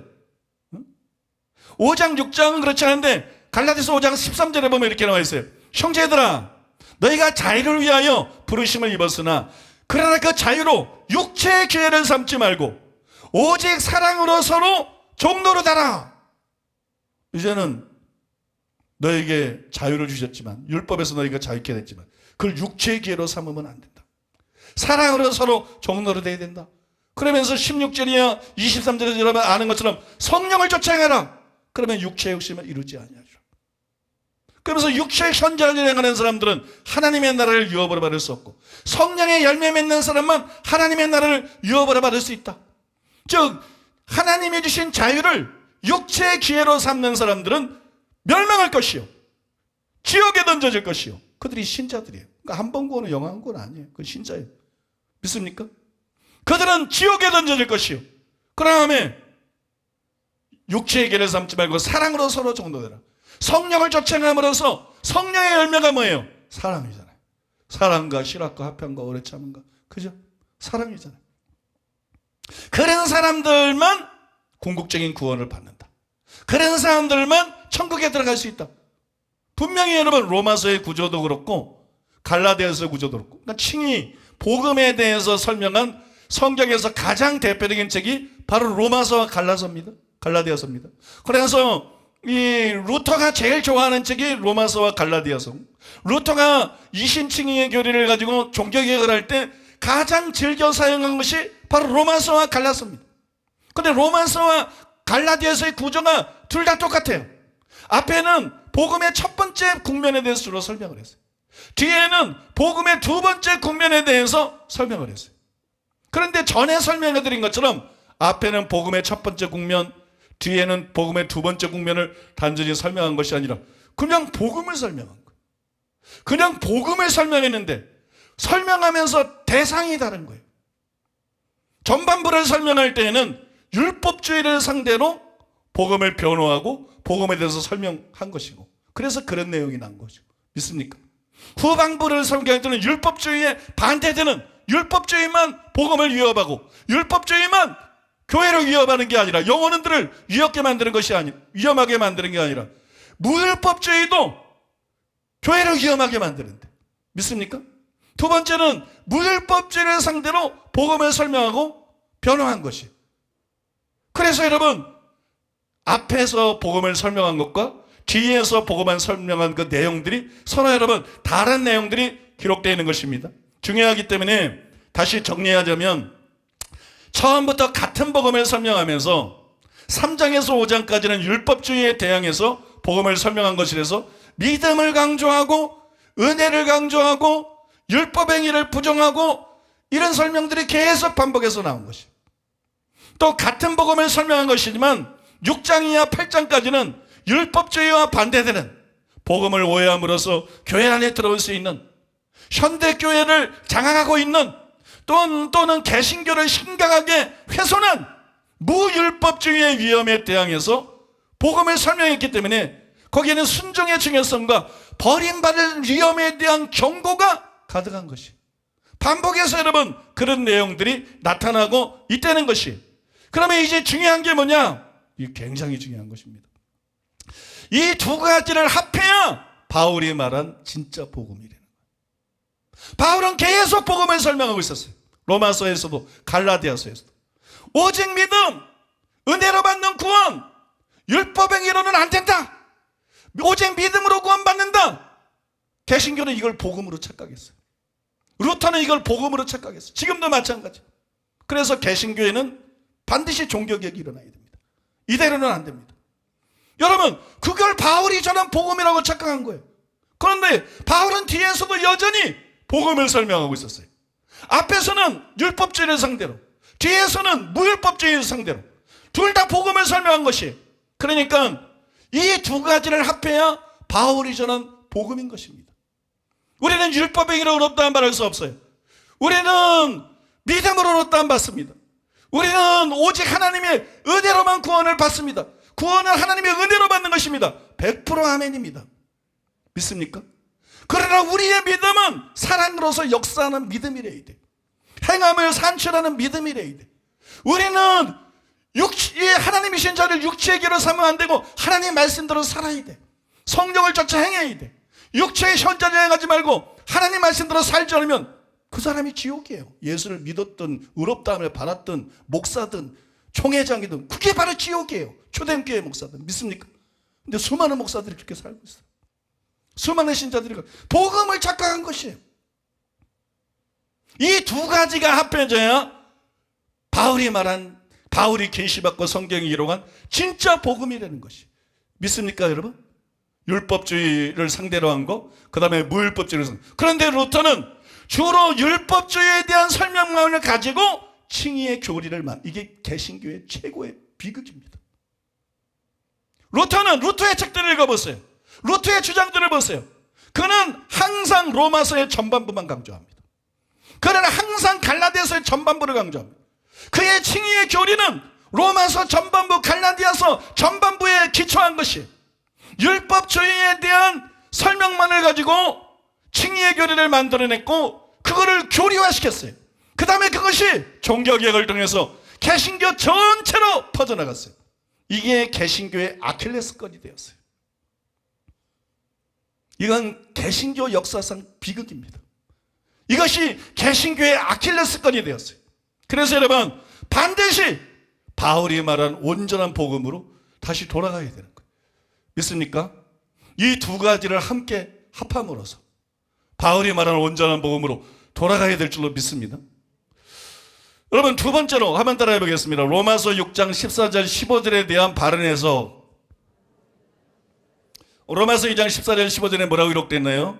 죄가 너희를 주장하지 못하리니 이는 너희가 법 아래 있지 아니하고 은혜 아래 있음이라. 그런즉 어찌하리요? 우리가 법 아래 있지 않고 은혜 아래 있으니 죄를 지으리요? 그럴 수 없느니라. 이렇게 말했습니다.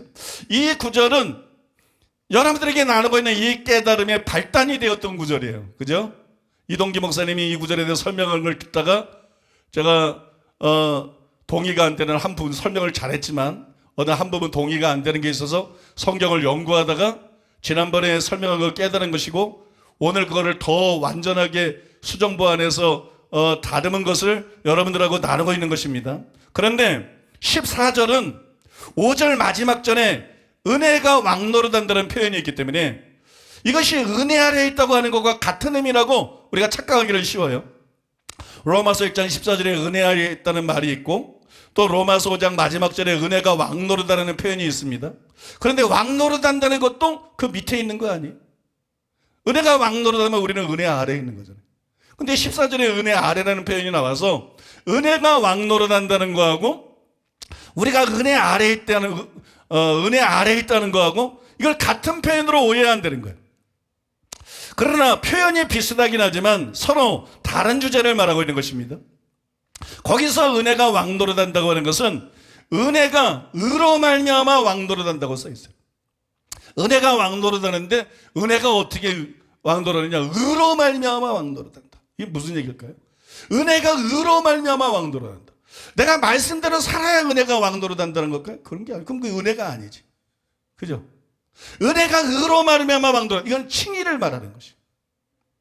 율법의 행위가 아니라 오직 예수님의 믿음으로 오직 하나님의 은혜로 의롭다함을 받았어요. 그건 맞죠, 그죠? 그 의롭다함을 받았어요. 그 의롭다함을 받은 이게 은혜거든. 구원이 하나님의 은혜거든. 그래서 은혜가 높여진 것이에요. 믿습니까? 그걸 갖다가 은혜가 왕노릇한다. 이렇게 여러분 여기서 표현하고 있는 것으로 보입니다. 그러나 6장 14절에 은혜 아래에 있다는 것은 그런 개념이 아니에요. 6장 14절에서는 의롭다함을 받은 것이 아니라 죄가 우리를 주관하지 못하는 것, 즉 죄를 이기는 것을 다루고 있습니다. 그래서 서로 단어는 비슷하지만 표현은 비슷하지만 같은 걸 말하고 있는 것이 아니라 다른 것이라는 거예요. 근데 중요한 것은 이것이 아니고요. 중요한 것은 지금부터 말씀드린 건데, 그렇다면 왜 법 아래 있지 않고 은혜 아래 있는 자는 죄가 지배할 수 없다고 말하는가? 이게 중요한 거예요. 그게 14절 나오는 거죠. 죄가 너희를 주장하지 못하리니 이런 너희가 법 아래 있지 않고 은혜 아래 있으니. 죄가 우리를 주관할 수 없어요. 죄가 우리에게 왕노릇할 수 없어요. 근데 그 이유가 뭐냐? 우리가 법 아래 있지 않고 은혜 아래 있기 때문에. 그래서 정말 중요한 것은 왜 법 아래 있지 않고 은혜 아래 있는 자는 죄가 지배할 수가 없다고 바울이 말하고 있는가? 이걸 우리가 이해를 해야 되는데요. 그것을 이해할 수 있는 키가 있어요. 그거를 이해할 수 있는 키는 6장 14절에서 바울이 단순히 은혜가 아니라 은혜 아래에 있다고 말했대요. 이거를 놓쳐왔어요. 저도 그걸 놓쳐왔어요. 왜 죄가 우리를 주관할 수 없느냐? 은혜 때문이 아니에요. 이동기 목사님 그때는 은혜로 해석을 했어요. 은혜 때문이 아니에요. 은혜 때문이 아니고 은혜 아래에 있기 때문에. 은혜 때문에 죄가 우리를 주장 못하는 게 아니라 우리가 은혜 아래에 있기 때문에 죄가 우리를 주장할 수 없다는 거예요. 죄가 우리를 지배할 수 없다는 거예요. 이렇게 은혜 아래에 있다. 은혜라는 표현은 성경에 많이 나와요. 근데 은혜 아래에 있다. 이거는 여러분 이 로마서 지금 우리가 다루고 있는 14절, 15절 여기에만 나옵니다. 여기에 이렇게 기록되어 있어요. 죄가 너희를 주장하지 못하리니 이는 너희가 법 아래에 있지 아니하고 은혜 아래에 있습니다. 그런즉 어찌하리요? 우리가 법 아래에 있지 아니하고 은혜 아래에 있으니 죄를 지으리요? 그럴 수 없느니라. 이렇게 되어 있어요. 여기 법 아래라는 표현이 나옵니다. 법 아래가 뭐예요? 법이 율법이죠. 그러니까 우리는 자꾸 율법을 생각해. 그래서 이 구절이 잘못 해석되는 거예요. 여러분, 법 아래라는 것은 단순히 율법이 아니라 구약 시대를 말하는 것입니다. 법 아래에 있는 시대가 있었어요. 율법 아래에서 신앙생활하고 하나님을 섬기는 시대가 있었어요. 그게 어디예요? 구약 시대예요, 여러분. 그 다음에 은혜 아래는 뭐예요? 이거는 단순히 은혜를 말하는 게 아니에요. 신약 시대를 말하는 거예요. 구약 시대는 법 아래에 있는 시대예요. 신약 시대는 은혜 아래에 있는 시대입니다. 요한복음에 보면 이런 말씀이 있어요. 율법은 모세로 말미암아 주어진 것이요 은혜와 진리는 예수 그리스도로 말미암아 온 것이다. 율법은 모세로 말미암아 주어진 것이요. 지금 법하고 율법하고 은혜에 대한 얘기잖아요.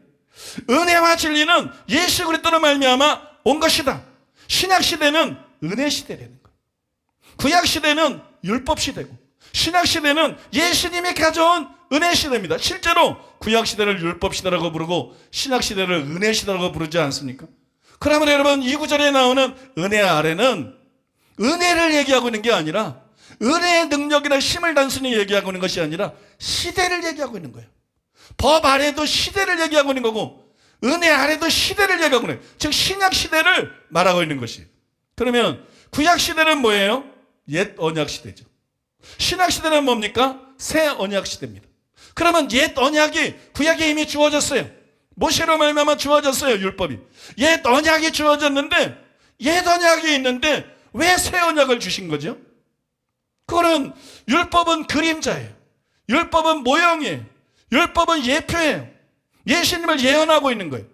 그러니까 그것이 다 이루리라 마태복음 5장 18절에 하는 것처럼 예수님을 통해서 다 이루어져야 돼요.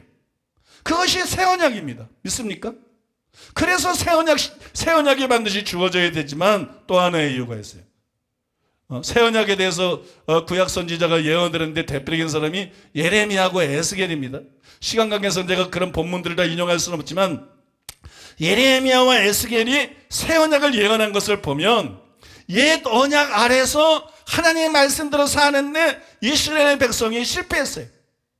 개인적으로는 속죄제사가 있기 때문에 성공한 사람들이 있지만 이스라엘의 절대 다수가 실패했다는 말이에요. 이스라엘이 실패해서 새 언약이 주어진 거예요. 이스라엘이 옛 언약 하에서 하나님의 말씀대로 사는 것을 실패했기 때문에 그걸 가능하게 만들기 위해서 새 언약이 주어진 것이에요. 여러분 이해가 되십니까? 그러면 여러분 법 아래에 있을 때는 죄가 우리를 주관하지 못하고 은혜 아래 있을 때 법 아래에 있을 때는 죄가 우리를 주관하고 은혜 아래에 있을 때 죄가 우리를 주관하지 못한다. 그게 바울이 14절에서 말한 거잖아요. 그거는 정확한 표현이라는 것입니다. 믿습니까? 죄가 너희를 주관하지 못하느니 이런 너희가 법 아래에 있지 않고 은혜 아래에 있기 때문에. 이게 무슨 말이에요? 지금 구약시대가 아니다. 지금 신약시대다. 지금 구약시대 되면 너희가 죄가 너희를 주관할 수 있겠지만 지금 신약시대다. 새로운 시대다.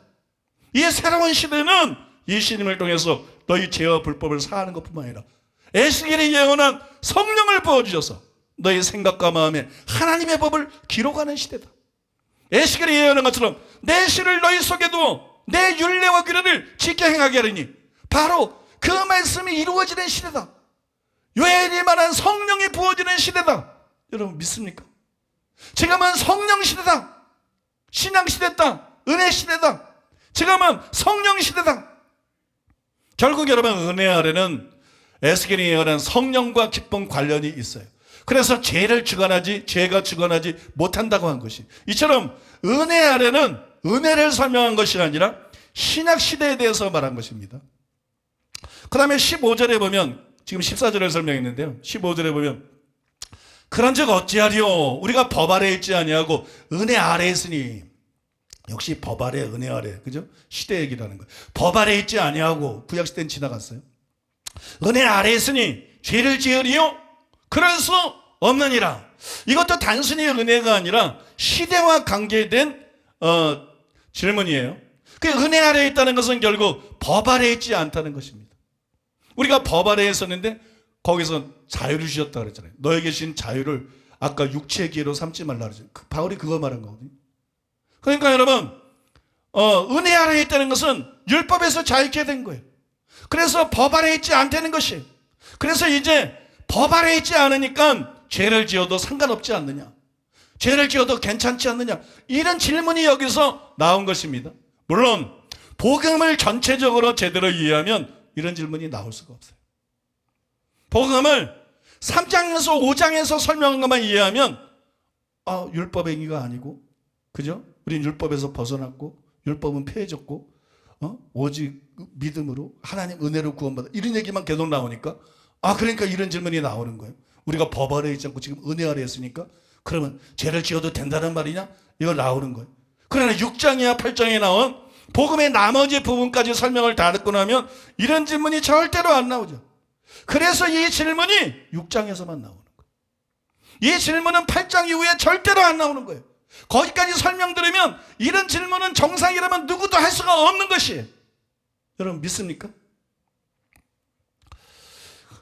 그래서 여러분 복음을 전체적으로 제대로 하면 이런 질문은 나올 수가 없는데, 그런데 바울의 대적들이 누구냐? 율법주의자들이죠. 유대인들이고 율법주의자들이었어요. 율법 문제에 대해서 그들은 굉장히 민감했습니다. 그리고 그때나 지금이나 대적들의 특징이 뭐예요? 설명을 잘 안 듣는다는 거예요. 이단 사냥꾼들의 특징이 뭐야? 내가 진짜로 뭘 설명하는지, 내가 진짜로 책에서 뭘 주장하고 있는지 설명을 제대로 안 듣는다는 거야. 그게 통합이야. 그게 고신이고, 그게 백석이고, 그게 예성이고. 이 사람들은 내가 진짜 뭘 믿고 있는지, 내가 진짜 뭘 주장하고 있는지 그걸 몰라. 설교를 들어도 몰라. 책을 읽어도 몰라. 왜냐면 꼬투리 잡으려고 읽었기 때문에 이해하려고 읽지 않기 때문에 그 다음에 소설을 써내는 거야. 거기서 어떤 표현을 가지고 내가 주장하지 않은 그게 통합이 우리를 이단으로 정죄하는 만행을 저지를 때 한 내용 아닙니까 여러분? 사내들이 같은 못된 짓을 통합이 한 거 아닙니까 여러분? 여러분 대적들은 그때나 지금이나 설명을 잘 안 들어요. 그리고 자기 마음대로 추론합니다. 자기 마음대로 막 단정합니다. 그게 이단 사람들과 여러분 이 타락한 교단들의 특징이에요. 그래서 법 아래에 있지 않고 은혜 아래에 있다는 것이 무슨 뜻인지 바울이 설명을 다 하고 있는데 다 안 들어. 그냥 법 아래에 있지 않다 이것만 가지고 발끈하고 일어나는 거예요. 그러면 율법이 폐해졌고 율법 안 지켜도 된다는 거야? 그러니까 법 아래에 있지 않고 은혜 아래에 있으니까 그럼 죄를 지어도 되는 거야? 이러면서 바울이 전하는 복음에 대해서 지금 막 질문을 하고 반박을 하고 있는 거예요. 그래서 성도들이 이들의 이런 어거지 말들에 미혹이 되지 않도록 그것에 대해서 인내를 가지고 답하고 있는 내용이 로마서 6장입니다. 여러분 믿습니까? 그것이 바로 여러분 로마서 6장이에요. 바울은 지금 14절 15절이네요. 6장 14절 15절인데 그 다음 구절들에서 그렇지 않다고 말해요. 그래 우리는 법 아래에 있지 않고 은혜 아래에 있다. 구약의 그런 율법에서 이르는 자익케 되었다. 그렇다 그래서 죄를 지어도 되는 게 아니다. 그래 우리는 율법의 기로 구원받는 거 아니다. 우리는 믿음으로 구원받는다. 우리는 하나님의 은혜로 구원받는다. 그렇다 그래서 죄를 짓고 자기 마음대로 살아야 되는 것 아니다. 그러면 왜 그렇지 않다는 것이냐? 법 아래에 있지 않다는 것은 죄를 지어도 심판받지 않는다는 것이 아니에요. 너무 많은 사람들이 그걸 착각을 했어요. 설교자들도 그렇게 그건 이단 사설이야. 사실은 교회 안에 들어온 이단 사설이야. 정말 복음을 파괴하는 거예요. 법 아래에 있지 않다는 것은 죄를 지어도 심판을 받지 않는다는 뜻이 아니에요. 예수님은 그런 식으로 율법을 폐하러 오지 않았습니다. 마태복음 5장 17절에 20절 인용할 필요도 없죠. 내가 율법이나 선지자를 폐하러 온 줄을 생각하지 마라. 완전케 하라 왔다 그러면서 예수님께서 말했을 때 율법의 의식법들을 전부 십자가 부활로 완성했으니까 그것이 폐해진 거지. 근데 바꿔 말하면 완성케 된 거지. 그 다음에 예수님께서 율법의 계명들도 다 설명하면서 완전한 의미를 드러내주셨지. 그렇기 때문에 앞에 거는 폐해진 거지. 믿습니까? 이 완전한 계명을 따라서 우리가 살아야 되는 거지. 그러니까 예수님 어떤 의미에서 율법은 바울이 말한 것처럼 폐해진 것이 맞지만 예수님의 말씀에 분명히 나타나 있는 것처럼 그런 식으로 예수님은 율법을 폐하러 오지 않았어요. 법의 제정자가 누구예요? 입법자가 누굽니까? 하나님입니다. 율법을 누가 세웠습니까? 하나님이 세웠습니다. 율법을 누가 폐할 수 있습니까? 바울이 폐할 수 없습니다. 바울은 그런 권한이 없습니다. 율법을 누가 폐합니까? 하나님만 폐할 수 있습니다. 법을 제정한 자만 법을 바꿀 수 있어요. 믿습니까? 근데 예수님의 그 말씀에 예수님의 말씀은 그런 식으로 율법을 폐하러 온 게 아니에요. 그러면 율법을 폐해졌다는 건 뭐냐? 구약 방식으로 하나님을 섬길 필요가 없다는 거예요. 구약의 율법 아래서 율법의 말씀을 따라 섬겨 구약 방식으로 제사제도뿐만 아니라 음식에 관한 거 절기들 그것뿐만 아니라 십계명 이런 식으로 섬길 필요가 없다는 거예요. 그럼 십계명 무시하는 거냐? 아니라 신약 방식으로 예수님의 그 십계명의 의미를 마태복음에서 산상수훈에서 분명히 보여준 그 말씀대로 살기 위해서 우리는 살아야 된다. 믿습니까? 그리고 어떻게 그 말씀대로 사느냐? 여러분 구약 방식으로 하나님을 섬기지 않고 신약 방식으로 그걸 로마서 7장에서 의문에 묵은 것이 아니라 영의 새로운 것으로 하나님을 섬겨야 된다. 여러분 믿습니까? 우리는 우리 의문에 묵은 것에서 율법에서 단순히 해방적으로 끝난 게 아니에요. 우리는 영의 새로운 것을 우리에게는 성령이 주어진 거야. 여러분 믿습니까? 우리에게는 성령이 주어졌어. 구약에는 율법이 주어졌다면 우리에게는 성령이 주어졌어. 그리고 바울이 말해 그 성령을 쫓아 행할 때 율법의 요구가 이루어진다. 그 성령을 쫓아 행할 때 바로 예수님께서 완성하신 그런 의미대로의 율법의 요구가 이루어지는 것이고 그런 사람들이 참된 신자고 그것이 참된 신앙생활이고 그런 사람들만이 궁극적인 구원을 받는다는 거예요. 그죠? 그래서 예수님도 서기관과 바리새인보다 너희 의가 낫지 않으면 결코 천국에 들어갈 수 없다. 주여지지 않는 자마다 천국에 들어가는 것이 아니요 하늘에 가신 내 아버지의 뜻대로 자에 들어가리라. 그렇게 말씀한 이유가 거기 있는 거예요. 그래서 로마서에서도 바울이 그들이 계속해서 다음과 같이 경고를 한 것이에요. 로마서 6장 16절에 보니까 너희 자신을 종으로 내줘 누구에게 순종하든지 그 순종함을 받는 자의 종이 되는 줄을 너희가 알지 못하느냐.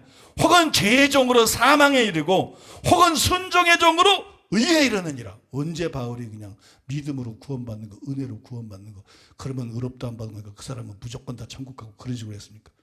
바로 그 사람들을 대상으로 해서 너희가 자기를 내줄 수 있다.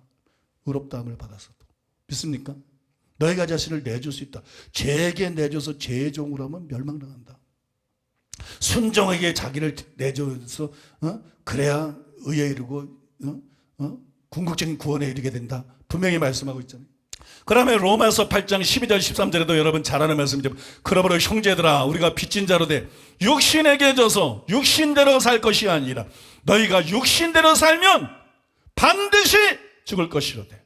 말씀을 똑바로 보세요. 그러므로 형제들아, 불신자가 아닙니다. 신자입니다. 다 구원받은 사람입니다. 그러므로 형제들아 너희가 육신대로 살면 반드시 죽는다. 반드시 죽는다. 이건 멸망한다는 뜻입니다.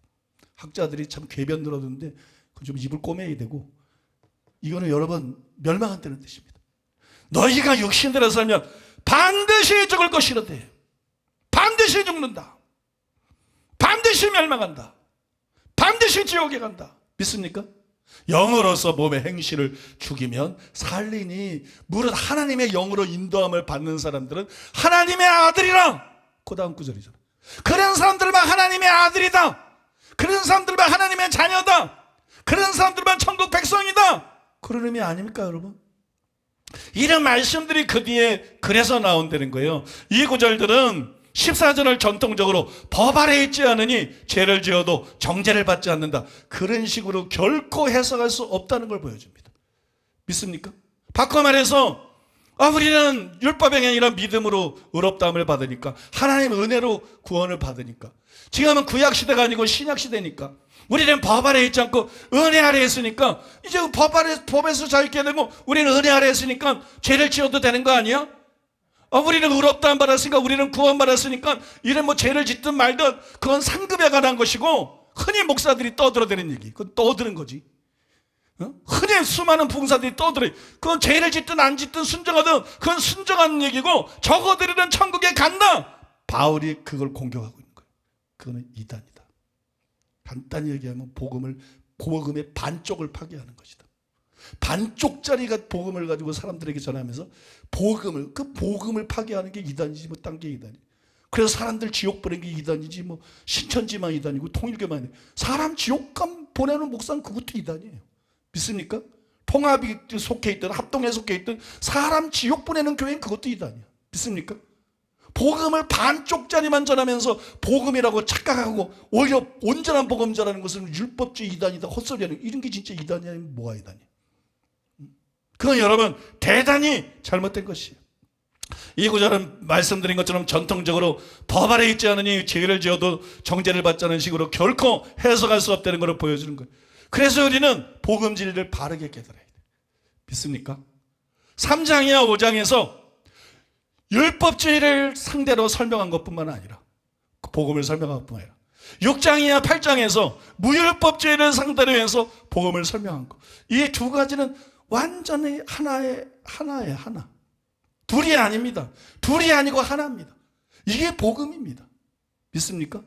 이게 복음입니다. 갈라디아서의 구조도 마찬가지예요. 하늘에서 내려온 천사라도 내가 전한 복음에 다른 복음을 전하면 저주를 받을지어다. 바울이 선포한 그 복음이에요. 뭐 목사라고? 뭐 교수라고? 헛소리 하지 말아라. 무슨 부흥사라고?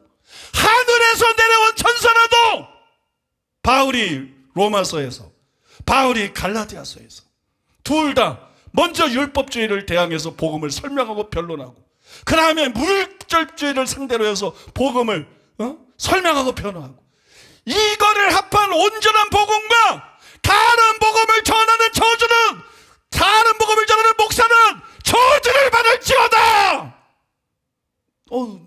권수호 목사가 그랬다. 아니, 바울이. 성경에서. 그게 왜요?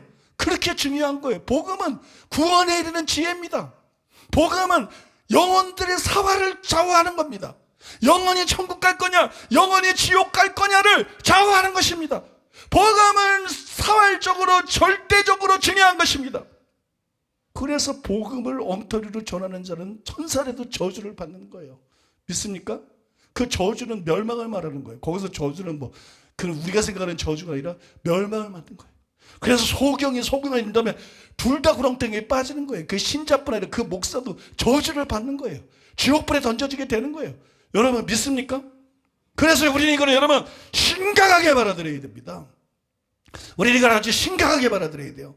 우리는 여러분 이 율법주의와 무율법주의를 상대로 해서 복음을 변호하고 설명한 이 두 가지가 합해진 그게 우리 교회가 전하는 복음이잖아요. 그죠? 그게 지크를 비롯해서 지금까지 제가 지금 20년이 넘도록 계속 외쳐오고 있는 것이잖아요. 우리가 뭐 믿음으로 구원받는 걸 부정합니까? 은혜로 구원받는 걸 부정합니까? 우리가 율법행위로 의롭다 받지 못하는 것 우리는 다 그대로 말해왔잖아. 그러면서 우리는 바울이 말한 대로 그러나 죄에게 자기를 드리면 안 된다. 그죠? 순종의 리정으로 자기를 드려야 된다.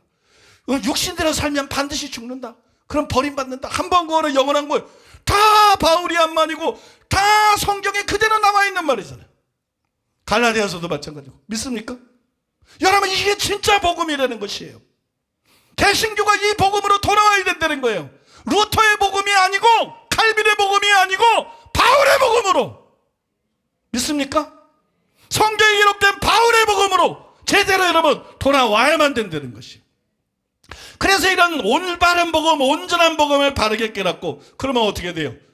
그냥 뭐 나는 뭐 예수님 한번 주라고 해봐. 예수님은 나의 주님. 예수님 부활한 거 너 믿어? 나 믿는데 넌 구원받아서 너 이제 지옥 가기 글러서 너 이제 구원의 확신 가져. 이런 사기짓들 그만하고 우리가 예수 믿고 구원받았어도 버림받을 수 있기 때문에 하나님의 구원인 것을 감사하고 구원의 확신들도 가질 수 있지만 또한 동시에 버림받을까 봐 두려워하면서 자기 몸을 서서 복종시키면서 하나님의 말씀대로 살아가는 그런 각성되고 경성된 삶을 살아가야 된다는 거예요.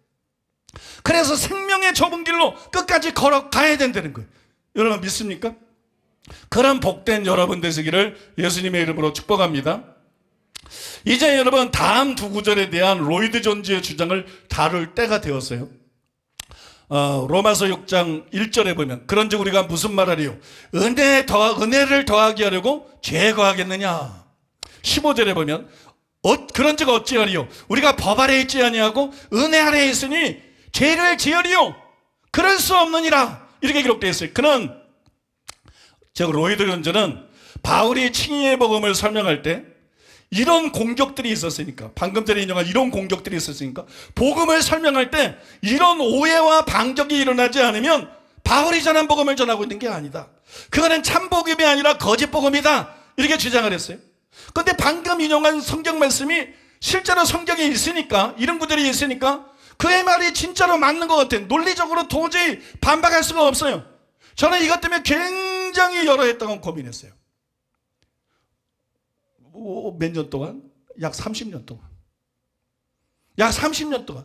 로이드 존즈의 말이 논리적으로 전혀 문제가 없어. 실제 성경에 이렇게 기록되어 있어요. 그게 30년 동안 고민을 했어요. 그리고 여기에 대한 답을 어떻게 얻을 수 있을까? 평생 얻을 수 없다고 생각했어요. 분명히 아닌데. 지금 이 말은 3장에서 5장에서 설명한 거 율법행위로 의롭다 못 받는다. 믿음으로 의롭다 안 받는다. 은혜로 구원받아. 이런 것만 얘기를 하는 건데. 그래서 여기 이런 질문이 나온 건데. 그래서 그게 진짜 복음이라는 거지. 근데 우리는 회개해야 된다. 행함 있는 삶 믿음 가져야 된다. 제자가 되면 대가를 징보해야 된다. 거듭나야 된다. 그죠? 다 성경에 나오는 얘기지만 버림받을 수 있다. 자기 몸을 쳐서 복종시켜야 된다. 거룩을 추구해야 된다. 우리는 그래 말하잖아. 그죠?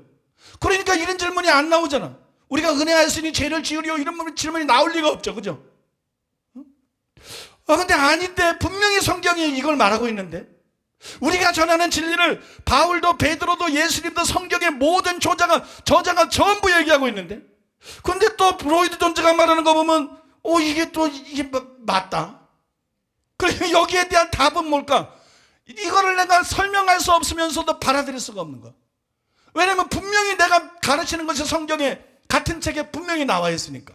근데 그러면 로이드 존즈의 질문에 대해서 뭐라고 대답할 거냐? 대답할 말이 없어. 또 그 말도 맞아. 그래서 이것 때문에 여러분, 참 이거는 내가 평생 알 수 없는 수수께끼다. 천국 가면 바울한테 좀 물어보자. 이건 평생 알 수 없는 것이다. 그 때때로는 이것 때문에 불안해서 정말 내가 잘못 가르치고 있는 건가? 복음을 혹시 잘못 이해하고 있는 거구나? 어쨌든 성경이 이렇게 나와 있는데 로이드 존즈의 말이 맞잖아. 그리고 불안해하게 됐어요. 그리고 30년을 살았어요. 그러나 여러분, 이것은 3장 이하 5장에서 율법주의에 대항해서 칭의의 교리를 설명하면서 믿음과 은혜를 강조하고 율법의 행위를 부인한 데서 나온 반론입니다. 실제로 이 위치를 보세요. 그 설명이 끝나고 난 다음에 이 반론이 기록이 되어 있어요. 그러므로 이것은 그것에 대한 반론이지 복음 전체에 대한 반론이 아니라는 거예요. 그러니까 그런 반론이 안 나오면 바울이 전했던 복음을 전하는 것이 아니다. 이건 로이드 존즈의 착각이라는 거예요. 3장에서 5장에서 복음을 설명한 그런 부분만 전하면 이런 반론이 당연히 나오지만 6장 이하 8장까지에서 설명한 복음의 전체를 이해하고 설명하면 이런 반론은 나올 수가 없다는 것이에요. 그래서 우리가 전하는 복음을 듣는 사람들에게서는 성경의 로마서 6장에 기록되어 있는 이런 반론을 아무도 안 하고 이런 궁금증을 아무도 안 갖고 있는 거예요. 그러니까 바울이 전에 복음을 전했을 때 반응하고 다르니까 우리가 전하는 복음이 다른 잘못된 복음이 아니고 이거는 여러분 성경적인 철저한 복음이라는 것입니다. 믿습니까? 로이드 존즈가 하나만 알고 둘은 몰랐다는 것이에요. 여러분, 다시 설명하면 15절을 포함해도 지금 1절과 15절을 얘기해요. 15절을 포함해도 그것은 무율법주의에 대항해서 복음을 변하고 설명하는 6장 이하 8장의 초반부에 나오는 것이에요. 더구나 여러분 15절은 1절의 질문에 다른 형태의 반복입니다. 존 스토트와 마르락자들도 이거를 인정하는데 이건 여러분 15절과 1절은 사실상 같은 계통의 질문이에요. 그러므로 여러분 이것은 정확히 3장 이하 5장에서 율법주의에 대항해서 복음을 변론하고 설명한 것에만 근거해서 나오는 반론이라는 거예요. 그 뒤에 바울이 무율법주의에 대해서 설명하는 것까지 다 듣고 난 다음에 나올 수 있는 반론이 아니라는 거예요. 보통 개신교 안에서는 루터와 종교개혁의 영향으로 인해서 3장 이하 5장에 기초한 부분적인 칭의의 교리가 복음의 전부인 것처럼 과대 포장이 됐어요. 그렇게 복음이 선포되고 그렇게 가르쳐 왔어요. 그러니까는 그런 복음을 들을 때 이런 의문이 나오는 것은 정상이라는 거예요. 근데 그걸 가지고 자신들이 바울이 전한 복음과 똑같은 복음을 전하고 있다. 맞아요. 반쪽은 바울이 전한 복음과 똑같은 복음을 전하고 있는 거죠. 그래서 반쪽만 설명했을 때 나오는 반론이 그들의 설교를 듣는 사람들에게 나오는 것이고. 믿습니까?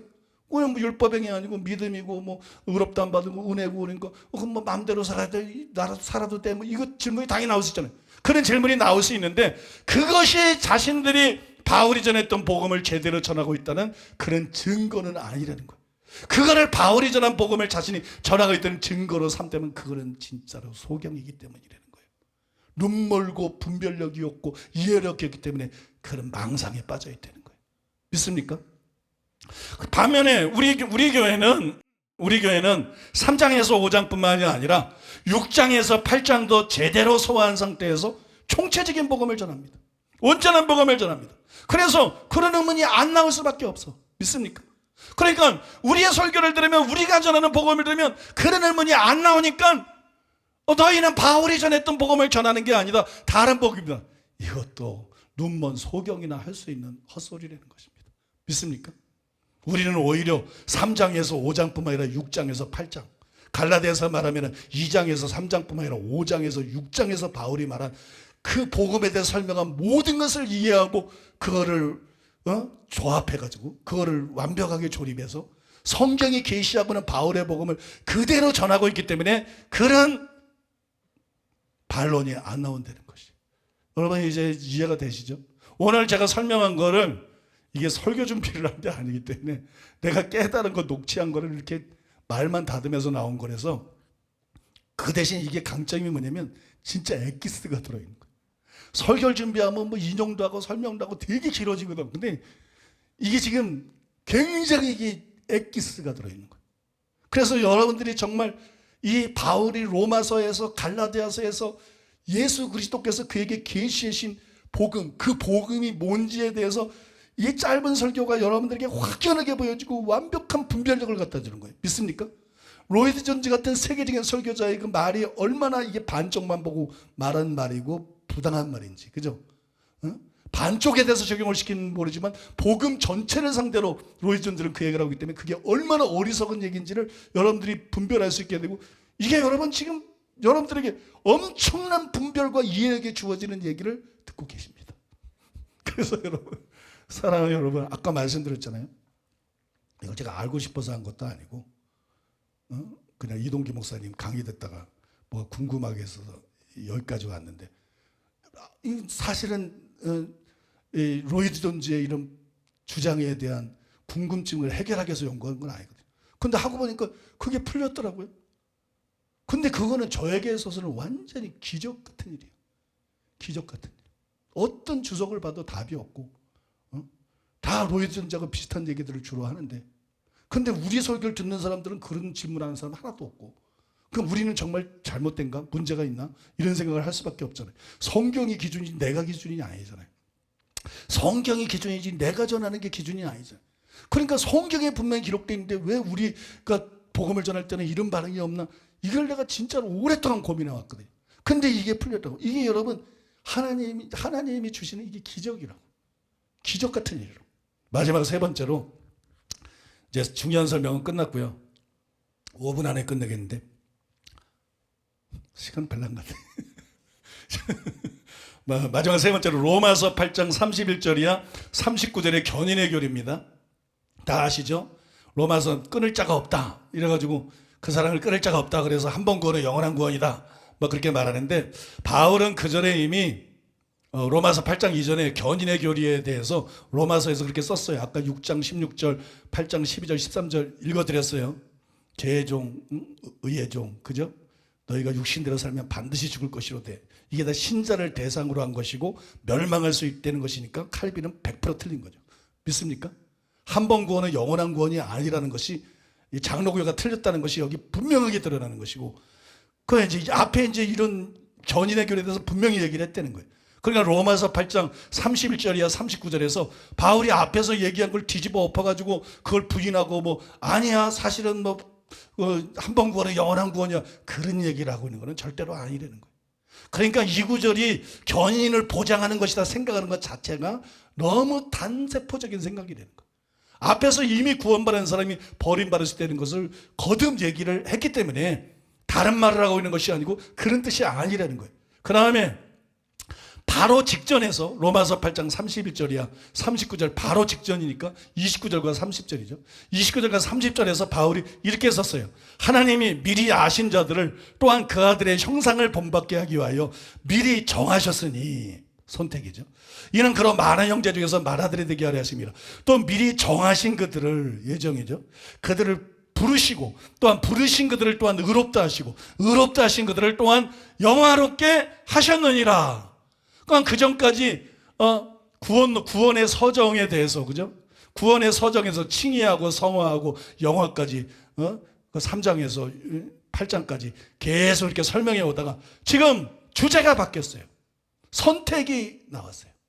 예정으로 주제가 바뀌었어요. 그죠?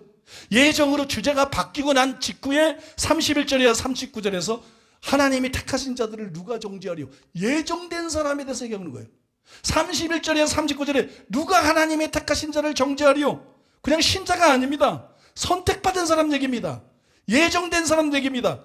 그 다음에 39절 다음이 바로 9장입니다. 9장은 여러분이 잘 아는 것처럼 토기장의 배가 나오는 예정에 대한 대표적인 장입니다.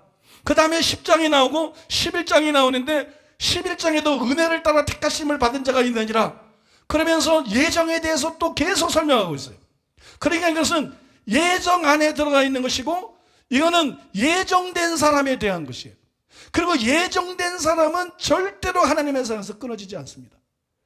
절대 주권에 대한 예정은 틀린 것이고 예지 예정에 맞는 것인데 예지 예정에서도 예정된 사람, 하나님의 선택한 사람은 한 사람도 버림받지 않습니다.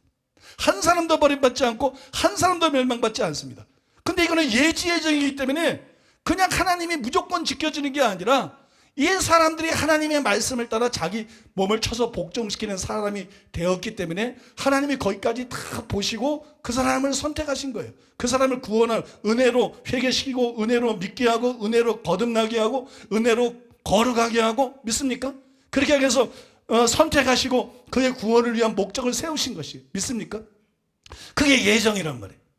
그러니까 이거는 예정된 사람이 버림받을 수 없다는 얘기지 믿는 모든 신자, 구원받은 모든 신자가 버림받을 수 있다는 게 아니에요.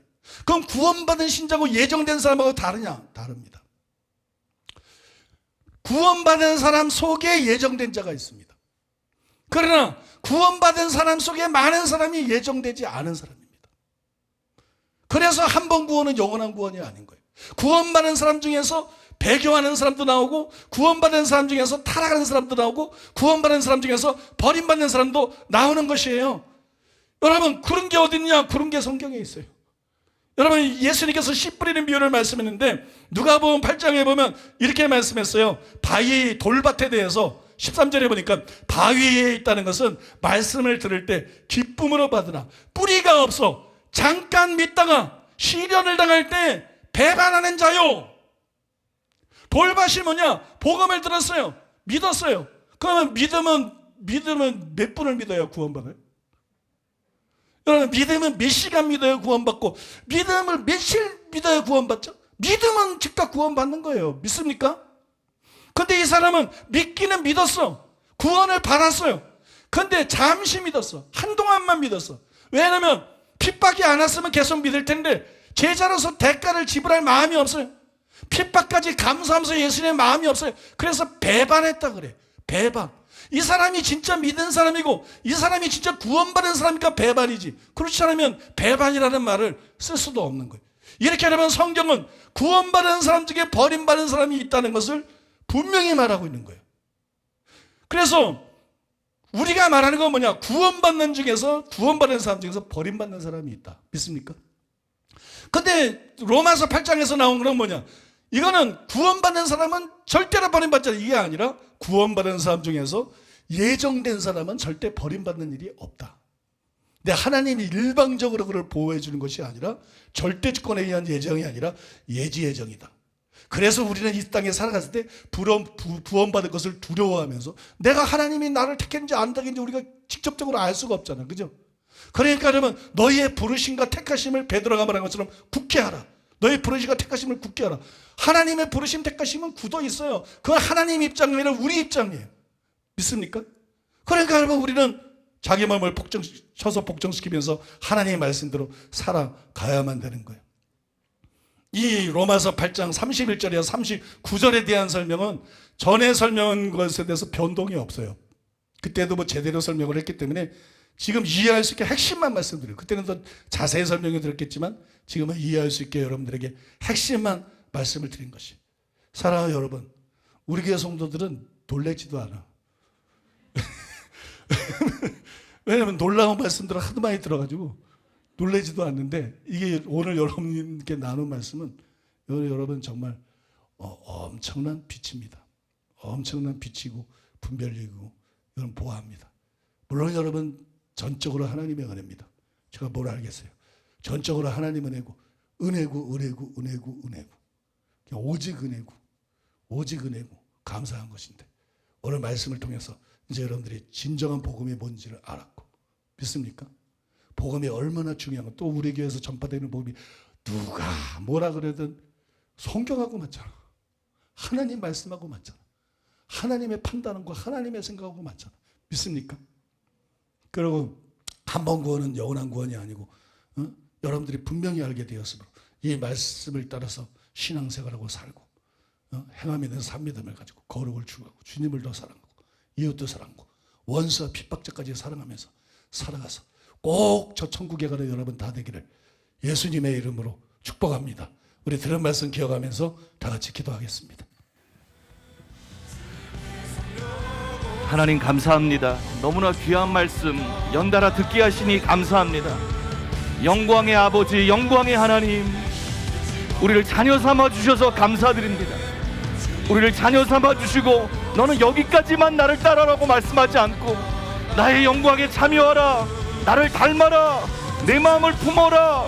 내가 이런 마음을 가지고 원수와 원수를, 죄인들, 원수된 너희를 사랑했던 것처럼 너희도 내 마음을 품고 나를 닮아라. 초대하신 하나님, 그 영광의 초대를 우리가 받습니다. 이게 얼마나 중요한지 우리 심령이 깨닫게 하소서. 성령님 말씀을 듣고 저게 중요하구라고 돌아서서 있는 것이 아니라 거울을 보고 돌아서서 내 모습을 보고 내 모습에 있는 것처럼 있는 게 아니라 성령님 우리의 영에 각인시켜 주소서. 이것이 영광의 초대인 것을, 이것이 영원한 초대인 것을 어떻게 하면 이것을 더 붙잡을 수 있겠습니까?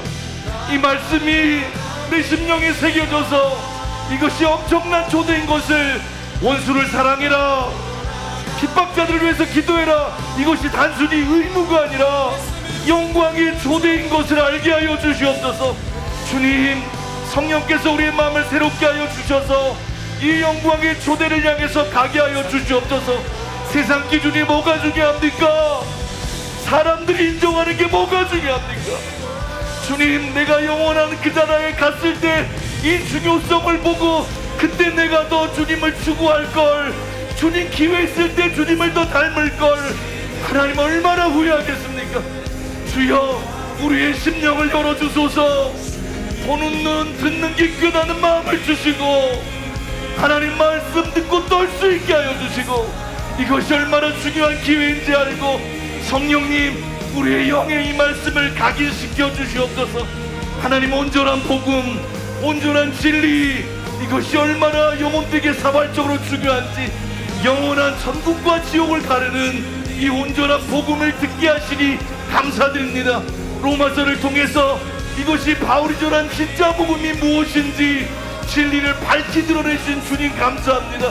그런 하나님, 얼마나 많은 교회들에게서, 한국과 열방의 교회들에게서 왜곡된 반쪽짜리 복음이 영혼들을 미혹하고 있는지, 영적인 어둠이 얼마나 편만한지, 주님 이 진리의 빛으로 진정한 종교개혁이 일어나게 하여 주셔서 복음에 목회자들이 눈뜨게 하여 주시고, 교수들이 눈뜨게 하여 주시고, 신자들이 눈뜨게 하여 주시고, 열방의 교회가 깨어나게 하여 주시고, 진리의 복음으로 거듭나게 하시고, 영광의 초점을 향해서 함께 달려갈 수 있도록, 그래서 주님이 영혼들을 보면서 기뻐할 수 있도록 십자가에서 그 아들을 죽음을 가능하게 하셨던 주님의 그 사랑이 이 우리의 그 모든 사역과 기도를 통해서 열매 맺을 수 있도록 주여 우리를 사용하여 주시옵소서.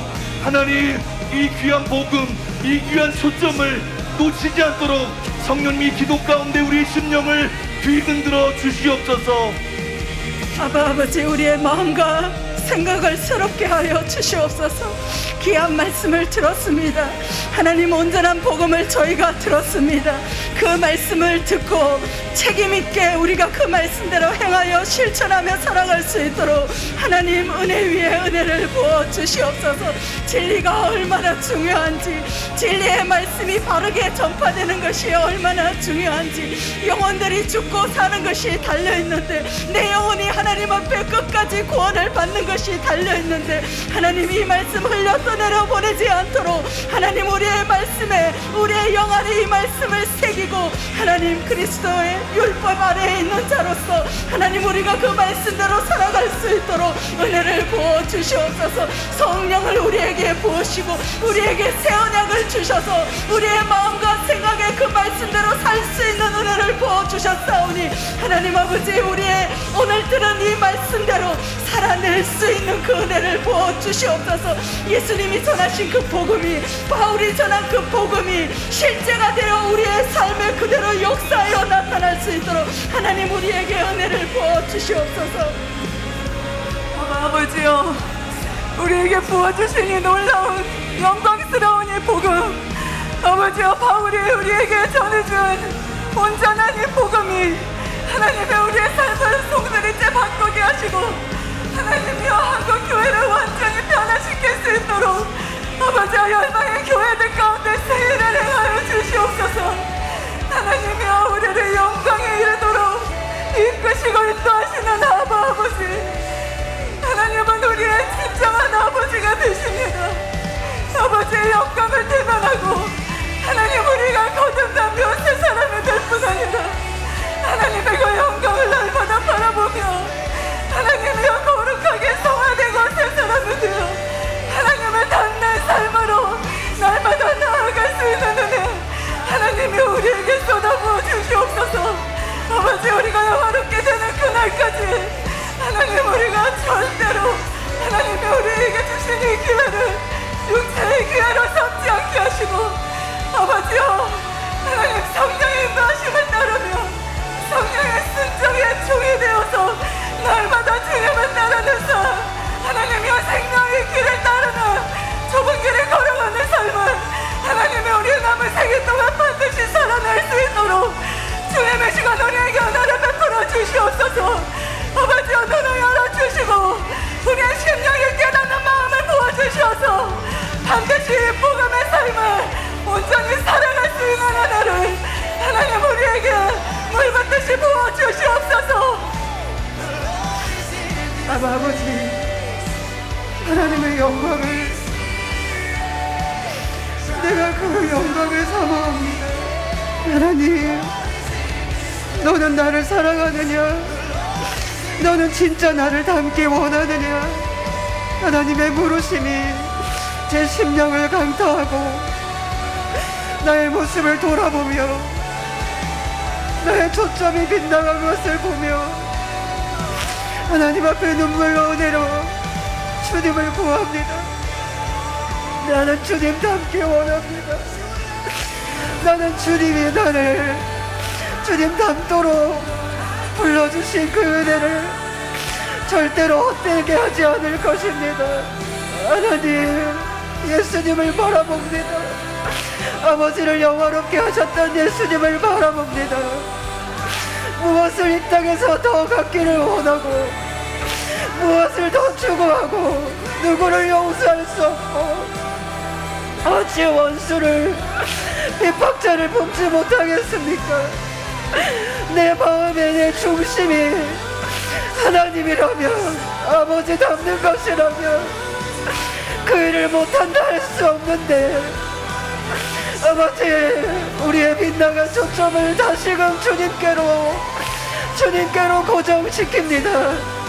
하나님 예수 그리스도가 걸어가신 그 길을 걸어갈 수 있도록 도우소서. 하나님 또한 그 길을 잘못 가르치는 자들에 대하여 의문을 가지게 하시고 내 아버지가 보여주신 그 길이 아닌 다른 길을 제시하는 자들에 대하여 하나님 거룩한 분노로 하나님의 마음을 하나님의 뜻을 전할 수 있는 우리가 되게 하여 주시옵소서.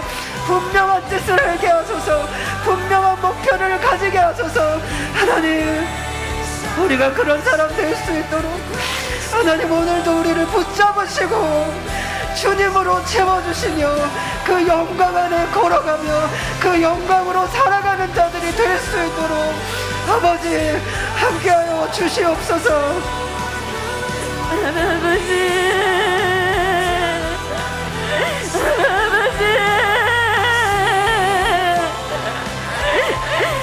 아버지를 얼마나 닮았습니까?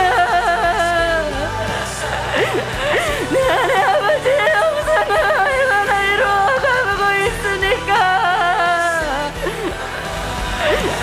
아버지를 닮기를 원하고 아버지의 영광에서 영광을